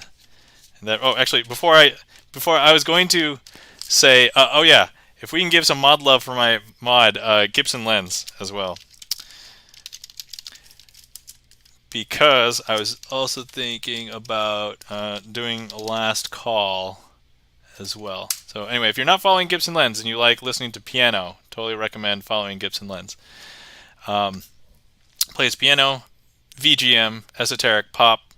Also has a lot of originals. If there's any musicians out there that would like to play any of his originals, please let us know.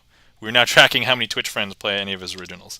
If you want to know the most popular original, it is Expanse. So, yeah. Let's see. Next, let's do last call. So if anybody would like to see anything. Also, Alchemutation, if you would like to see a trick, let me know. And OG Vandersnoot, thank you kindly for the follow. Greatly appreciate it. And we can also do that trick for you, Craig. Thank you kindly for bringing your community over. And I believe Alchemutation is one of the people that has rated me the most. I'd actually have to go back and count how many times Alchemutation has rated me. But thank you kindly. Greatly appreciate it, Craig. Let's see. I was not following but fixed. I feel shame. Oh, it's okay. Hey, there's so many people that you can follow. Magic is amazing. Okay. So yeah, Craig, if you would like to see something, let me know. Otherwise, I can do this, and then we can do the Devil's Elevator next. And I hope that there's no weird stuff that I can't show with this. But let's see here. Okay, let's see if I can do this. I can probably do this setup on camera, so there's nothing really weird here. I'm using hearts, okay. But please bear with me while I find some cards to perform the Devil's Elevator.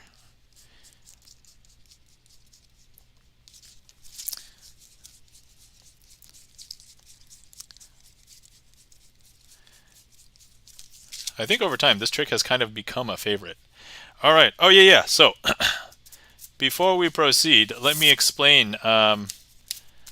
The Alchemmutation says make anything disappear. Okay, we did do a marker earlier, but here's a card, and we're going to make this vanish. Okay, so look, I'm going to just go ahead and grab it, and believe it or not, the card is gone. And if I reproduce it, it's right there. Okay. And I did do a marker earlier. I don't think my marker vanish is as strong, but you know, I was actually telling the story. I was doing this to my baby earlier, and she's actually at an age where she's starting to get it. So it's like, you know, 1, 2, huh, where did the marker go, right? But I can reproduce the marker. There we go. So okay, cool. So anyway, if you would like a real request, Craig, let me know, and feel free to request it. Okay, so to show off this deck before I start using magic, so we've got the backs there from this Las Vegas casino, and the fronts, basically everything that's in the card is in this little diamond that's in the corner, in the middle, and then in the corners we'll have the 2 pips normally, and that's what they are. But as you can tell, they are clear plastic. So one thing about sleight of hand magic, don't do magic with clear cards. But we're going to do it because Charlie's Beats has requested the Devil's Elevator with clear plastic cards. So we're going to try it, and hopefully it works out okay. Okay, let's see here. 5, 4, 3, okay. All right.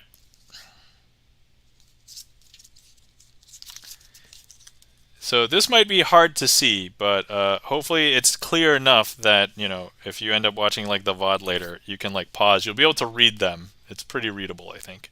So that's good. Okay, so we have our black 6s and 9s over here. If you have never seen me do this trick, I like to use the 6s and 9s, not because for the obvious meme, okay, partially because of the obvious meme, but because it's called the Devil's Elevator, and there's actually several angles that you can hold this, and it'll look like 666. So that's basically the reason. Okay. So let's see. Now what we have here are the 5, the 4, the 3, and the 2. And you'll understand why it's the 5, 4, 3, and the 2 in a second. But so we'll go ahead and leave our 3 black 6s and 9s over here. Hello, welcome in, Turtle Tiff. We're in the middle of a trick, but let's so yeah. Turtle Tiff, thank you kindly for the follow. I will hold on the trick. I swear I'm not doing anything behind all of the emotes.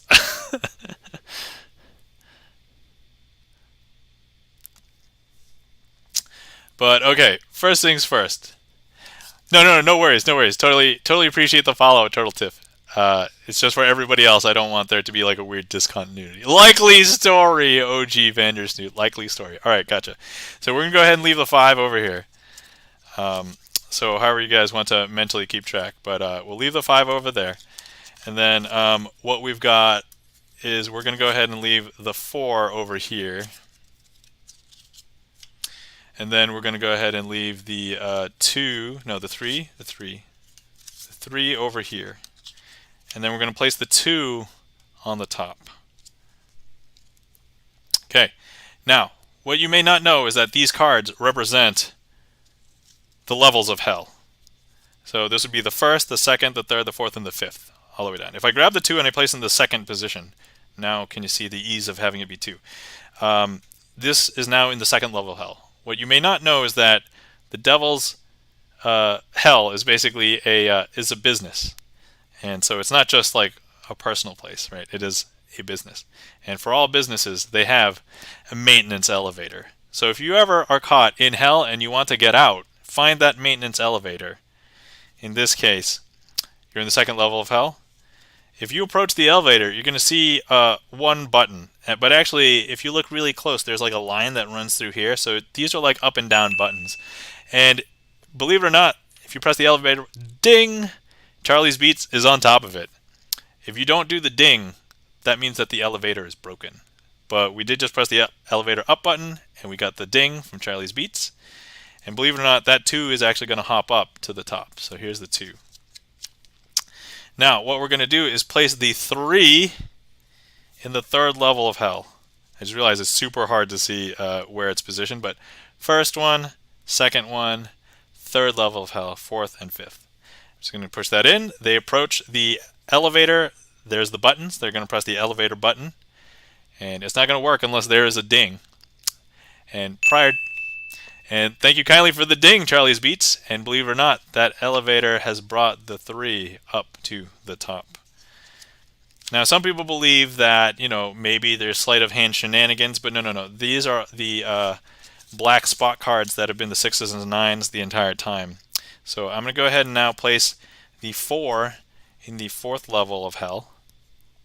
1, 2, 3, 4, 5. And we're just going to go ahead and once again approach the elevator, press the elevator up button.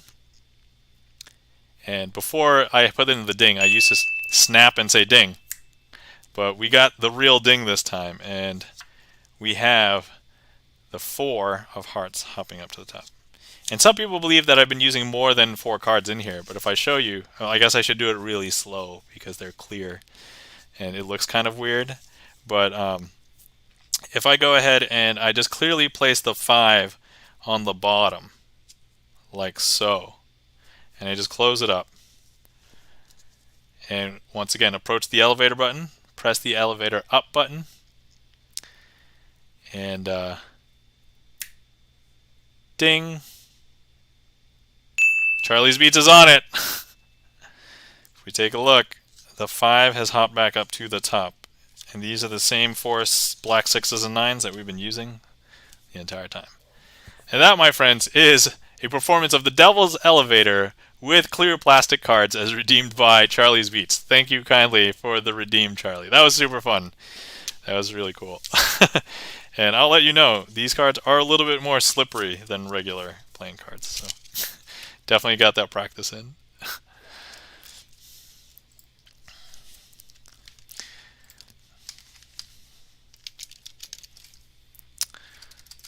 Let's see. Have we gotten a shout out for Charlie's Beats yet? If not, if we can get a shout out for Charlie's Beats. Mostly playing video games lately, but if you'll be streaming music again soon, that'll be great. C. Eugene says maybe it's Magic Ring. Maybe.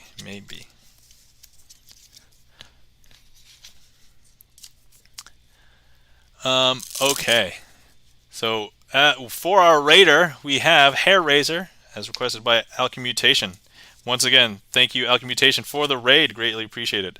This one is a relatively new one on the list, so I'm going to have to set up for this here. Hang tight. But anyway, I'm thinking about wrapping up. I think I did last call, but once again, if anybody wants to request anything, last call, and then we'll wrap up after that. So, and then as usual, I will also probably have a trick as a last trick, as well as a finale. Okay.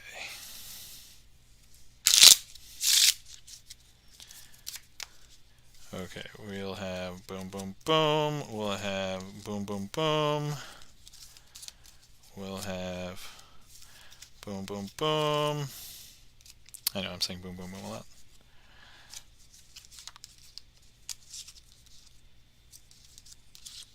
Okay. All right, so for our raiders, we have a trick called Hair Raiser. How appropriate, because my hair is up today. And if you remember from last stream, I have the pink hair tie. Instead of having it do magic on the table, it is now in my hair, so I'm getting all of its magic. So if anybody was concerned, that's what we're doing.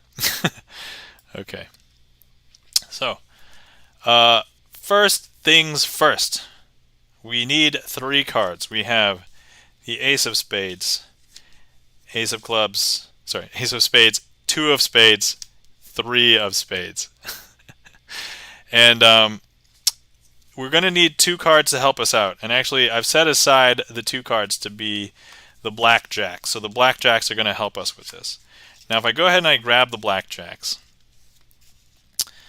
and I go ahead and I take the ace and I place it on the top. Actually, no. I do want to place it actually on the bottom. If I go ahead and I snap, the ace actually hops back up to the top. I know, super weird. But look, we can go ahead and do that again. So if I go ahead and I place the 2 here on the bottom, like so, and I snap, the 2 is actually going to hop back up to the top. I know, super weird, right? Super weird. But if I take the 3, and once again, we're going to go ahead and place that on the bottom, and I snap, that 3 is actually going to hop back up to the top. Now, some people are like, oh, there's probably some shenanigans afoot. You're probably right, but let me go ahead and place these jacks onto the 3. If I snap, that makes the 3 jump back up to the top. Place these jacks back on top of the 2. Makes the 2 hop back up to the top. And place them on the ace. And the ace hops back up to the top. So what we've got here are all of the blackjacks, and some people think that the blackjacks or I am doing all the magic. That's not actually the case. The case is that the ace 2 and the 3 are actually performing all of the magic. So here, look, if I go ahead and I just place the ace 2 and the 3 out here, and I just place all the blackjacks back, we're just going to go ahead and riffle through the deck and just cut to a random card. Let's pretend we cut here, and actually this will be a good time to take a break. I'm just going to mark the break for a second. I'm going to go ahead and eat this heat map now because it's been sitting out there for a little bit. Thank you kindly for the delicious heat maps. Okay. Now the card that we cut to is Queen of Spades. And if it was not for these magical ace 2 3 of spades, coincidentally, I can go ahead and just tap the ace 2 and the 3 of spades with the Queen of Spades, and it will become all of the other queens. And that, my friends, is Hair Raiser. Hopefully you guys enjoyed that. Thank you kindly for the request, Alchemutation.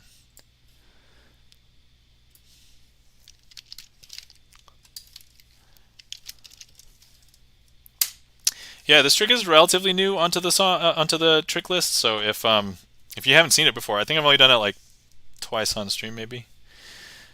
So that might have been the 3rd time. Thank you kindly for the Cherokino and Isatch. Thanks for the lurk. And let's see here. Thank you kindly for the claps. Gibson Lens, Charlie's Beats, Sencha Katner, Turtle Tiff. They just randomly turned queens. I know.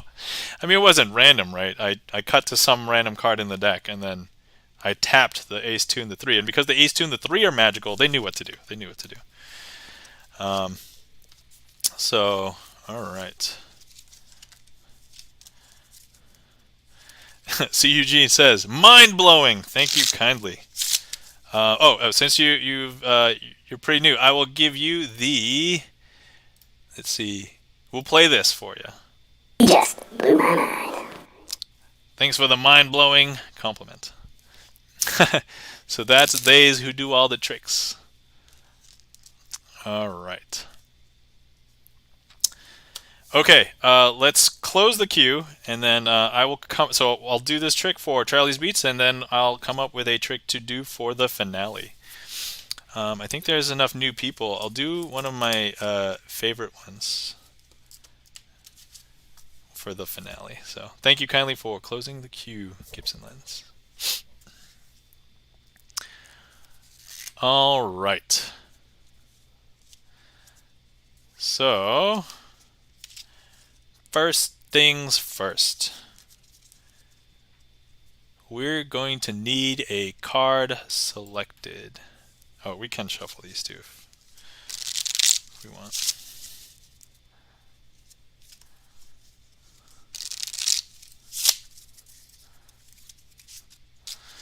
Okay. All right. We're going to need a card selected. So if anybody has heat map, feel free to click somewhere. I'll take the first one or the one that has the most votes. Okay, I saw this one first. I saw this one second. Anybody want to override? Okay. All right, there's more votes over here, so we'll go with this one.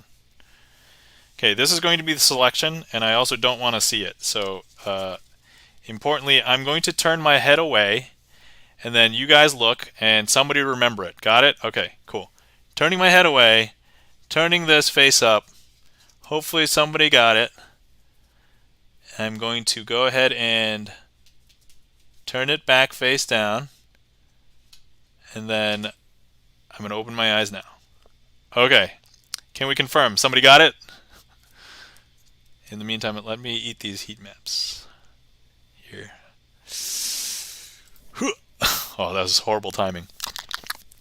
Okay, cool. Somebody's got it. Excellent. Thank you kindly. All right, and now we're going to go ahead and insert this into the middle of the deck.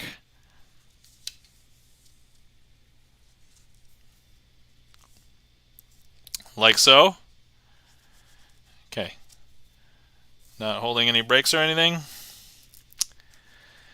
Now, okay, excellent. We got a few people that got it. Okay.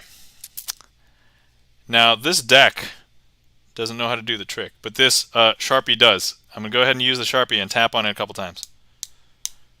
Do you believe that the deck can now find your card? If you give it a second, you might actually be able to see the magic happen. Hold on. Let me just show you there. We've got... Okay. Ready? 1, 2... Did you see something happen?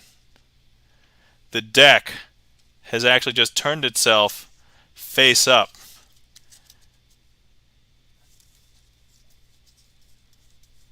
Except for one card.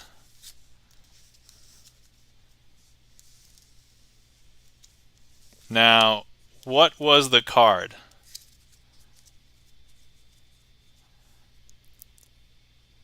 This is okay to tell me now.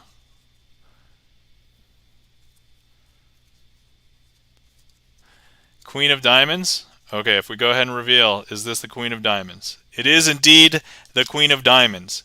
Now, this is a trick that you might have done school children aged, but we're going to make it better. Look, we're going to do it again. I'm going to go ahead and grab it and place it. And you can actually see this time I'm actually putting a face-down card into a face-down deck, as some people would have believed that I may or may not have done that the other way the first time. But we're going to go ahead and push that in, like so. No breaks or anything. Once again, using the marker, I'm going to go ahead and tap. And believe it or not, if we just scroll through the deck, we're going to see something strange. There is a card that is face down. I know, isn't that weird? That's so weird, right? And like, would you believe that that card is indeed Queen of Diamonds? And that, my friends, has no explanation. Anyway, thanks for the request, Charlie's Beats. Thank you kindly, and hopefully you guys enjoyed that. That was the inverted card trick.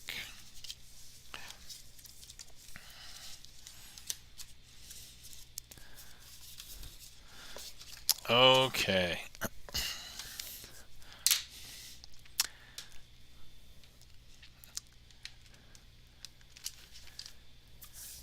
see. Sencha says, WTF? Charlie's got the eyes. And then we've got Jiro Kino. I think he must have cheated, says Sencha. See, Eugene says, so magic marker this time. Oh yeah, magic marker did all the work. I'm just the vessel for the presentation, according to the marker. Charlie's Beats, thank you kindly for the applause and claps. Charlie's Beats, Gibson Lens, Sencha Katner, thank you kindly. All right, guys, I think we are going to have one final trick, and this will be our last trick for the night. Let me request Dazed. For those of you who have been here before, you may have seen me do this, and then I know there's some new people in chat, or if not, they might come back, watch the VOD, and see the end of the trick. So that'd be cool. But let's perform a trick, one of my favorite tricks, called Dazed, as our finale. Sencha says, I'm hung up on the deck flip without moving thumbs. Oh, I mean, I have opposable thumbs. They move. So, oh, thank you kindly for the follow, the Socially Distant Canada. If we can get a shout out for the Socially Distant Canada, musicians from Canada. I've only tuned in for like a little bit before Socially Distant Canada, so hopefully that's okay. But I've rated there, I think once, and then I followed, and then I just tuned in for like a few minutes another time, but I haven't actually hung out. So my apologies there, but there we go. You came in just in time for the finale. So amazing. Another magician. Wish there were more magicians on Twitch. So awesome. So if anybody is unaware, I do have a gauntlet of a bunch of different magicians to shout out. So if anybody's interested in seeing more magic, earlier today we had Chan, the Magic Man, in chat. If you're not still here, Chan, giving you another shout out. Does Magic Mondays, so tomorrow evenings. We've got InfoXzar, also does magic 3 times a week. And how a lot of us Twitch magicians met each other. So, also Ben, also known as Hallowthorn, Singaporean magician, will stream a couple times a week. I'm not sure if his life obligations have prevented him from streaming lately, but great magician and has different hours than some of us in the United States because he's in Singapore. And also earlier in chat as well, Mike streams magic about once a month-ish. So if you're still here, Mike, there's a shout out for you. But yeah, those are all the other magicians that I've seen that have some sort of regular cadence of magic. And then also, once again, I'm going to give out another shout out for my wonderful mod. Thank you kindly, Gibson Lens, for being a mod today, and my only mod, actually. I don't even know I'm formalizing that, but please go give Gibson Lens, aka Bert, a follow if you enjoy listening to music. Played on piano. Wonderful player. Also, I mod over there, so you'll probably see me over there a bunch. Okay, all right, woo! So now that we've got that out of the way, we are now in the finale. We're going to do our last trick, and then we'll raid out to somebody. So, okay, this trick is called Daze, one of my favorite tricks. FYI, if I mess this trick up, we're doing another trick. I can't end stream on a messed up trick. So, all right, here we go. I've got a packet of cards here. We've got the 6 of diamonds, the Queen of clubs, and then 4 other cards. The thing is, if I go through these 4 other cards like this, you'll think that nothing is wrong. But if I turn over the pile, you'll see that they have backs on both sides. Actually, backs on both sides except for this one. This one is weirdly blank. So, yeah. So with these other 3 double back cards, they have a strange property where if I actually hover them over another card, let's say this Queen of Clubs, for example. If I do that, it actually changes all of the other cards to be Queens of Clubs. I know, right? Isn't that weird? Super weird. But now with this 6 here, if I just go ahead and I mirror it and touch it on the top. Some people who perform this would say that the 6 will actually hop up to the top. We know that that's not actually the case because if I show you, it doesn't just hop up to it actually changes all of the cards in the packet to be a 6 of diamonds. I know, super strange, right? Mike 2600 says, not just blank, weirdly blank. Yeah, I know, weirdly blank. Okay, and so look, if I go ahead and I just place this on the top and I go ahead and I turn it over, something strange will happen to this packet, because if I show you, all the cards are now blank. That's so weird, right? And actually some people after this, they ask to see the backs, and so I now go ahead and I show you the backs. Super strange. And that, my friends, is Dazed.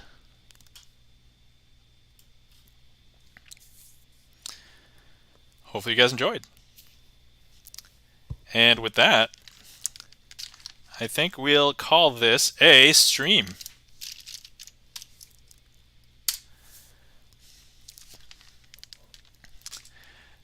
Thank you kindly for the claps. Charlie's Beats, Chris M. Yee. Charlie's Beats also got the lightsaber. Mike 2600, Gibson Lens, and the applause, checking the gaff meter. The guy transforming reality on the fly. Ooh, that's a nice one. That's a good one. All right, so anyway, I'd like to thank everybody for being here. Whether you lurked, chatted, interacted with the stream, you requested a trick, chose some numbers, clicked on the heat map, or gave me a card, thank you very much, and I greatly appreciate it. Thank you kindly for the raid today, Alchemmutation, and everybody who came over from Alchemmutation community. I know a bunch of you already, but for anybody who happens to be new, and for everybody who is coming back, greatly appreciate it. Thanks for coming in and staying for a trick or two, or more. Also, thank you kindly for the resubs today. For everybody who resubbed, Sencha, Katner, and Gibson Lens. Greatly appreciate it. And with that, hopefully everybody enjoyed. Hopefully we'll see you back another time. And if you want to see more magic in the meantime, all my VODs will be up, and I have a lot of videos on my YouTube, so feel free to check that out. Recently, I also was able to change my name to also include Crazy Asian with 3 N's on YouTube, so feel free. Savinius, thank you kindly for your Prime sub. I greatly appreciate it. Thank you very much. Savinius, oh, and anybody who has subbed or given me like 500 bits, which is the equivalent of a sub, you get to sign a card. So Savinius, if you would like to sign a card, let me know which card. If you want to sign a card on your own, pick a card, and if it's empty, we'll sign it, and if not, I'll give you the choice if you want to share it with somebody or not. But Savinius, please. Savinius, go ahead and choose a card. And also, if anybody doesn't know, anybody who has Prime, you get a free sub each month with Amazon Prime. So if you just connect it to your Twitch account, you get a free sub. Now, I don't care if you use it here, but please use it to support some creator. 7 of Spades. I believe all of the 7s are taken. Yeah, that's already been taken. Would you like a different one? Yeah, a lot of the cards that have not been taken, there's a bunch of face cards that have not been taken. A lot of the low number cards, like the ones that have a lot of space on them, with the exception of all the aces are taken. All right, so Vinny's will go with another one. Okay, cool. If you're looking around like spades of that nature, 5 of spades is open, 6 of spades is open. 9 was already taken by Sencha. 8 of spades has also been taken. So 4 diamonds. Let's see, 4 of diamonds. Yep, that's open. All right, cool. Savinius, you'll sign the 4 of diamonds. Thank you kindly for the Prime sub. Greatly appreciate it. Okay. Let me spell it correctly. I almost messed up somebody else's name, so I'm extra careful now. Savinius. Okay, that's definitely how I thought it was spelled. But slow and steady. Thank you kindly for the Prime sub, Savinius. Cool. Awesome. Yeah, so you'll be in the Twitch deck, and we'll use it. And if other tricks, especially if you request a trick, if I can incorporate the card, that's how it usually works. So, all right, excellent. So, anyway, thank you kindly. Let's find somebody to raid. Historically, I raid a lot of my Twitch friends who are mostly musicians, and because I've got the tie-in with the StreamerSonglist. But occasionally we've we've raided out to somebody else. But let's see here. Who's up and available and around? And who have I not raided before?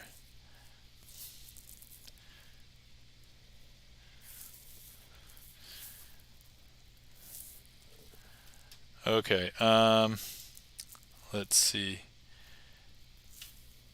Okay, I'm thinking between Forever Human Man and Cat Denza. Anybody have any preferences between the two?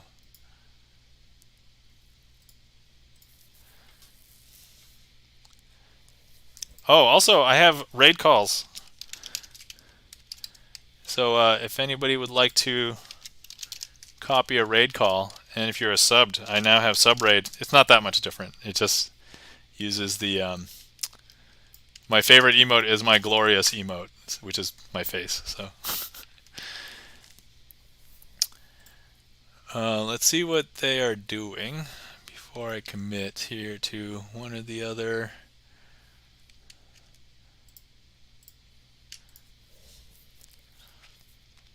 But anyway, hopefully everybody had fun. Hopefully you all enjoyed the tricks. I am happy that I didn't think I made any major blunders today.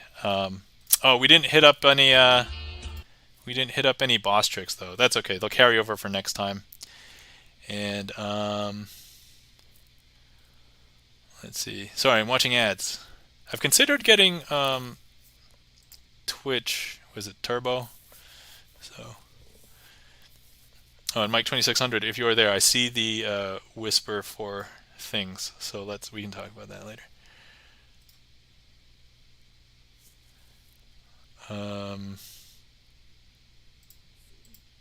Okay.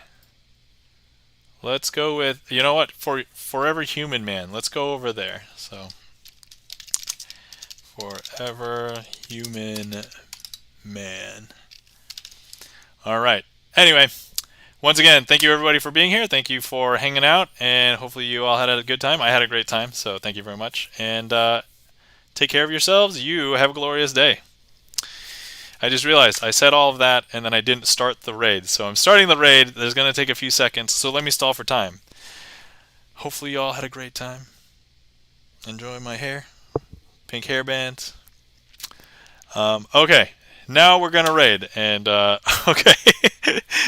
All right, you guys have a glorious day. See ya. Take care.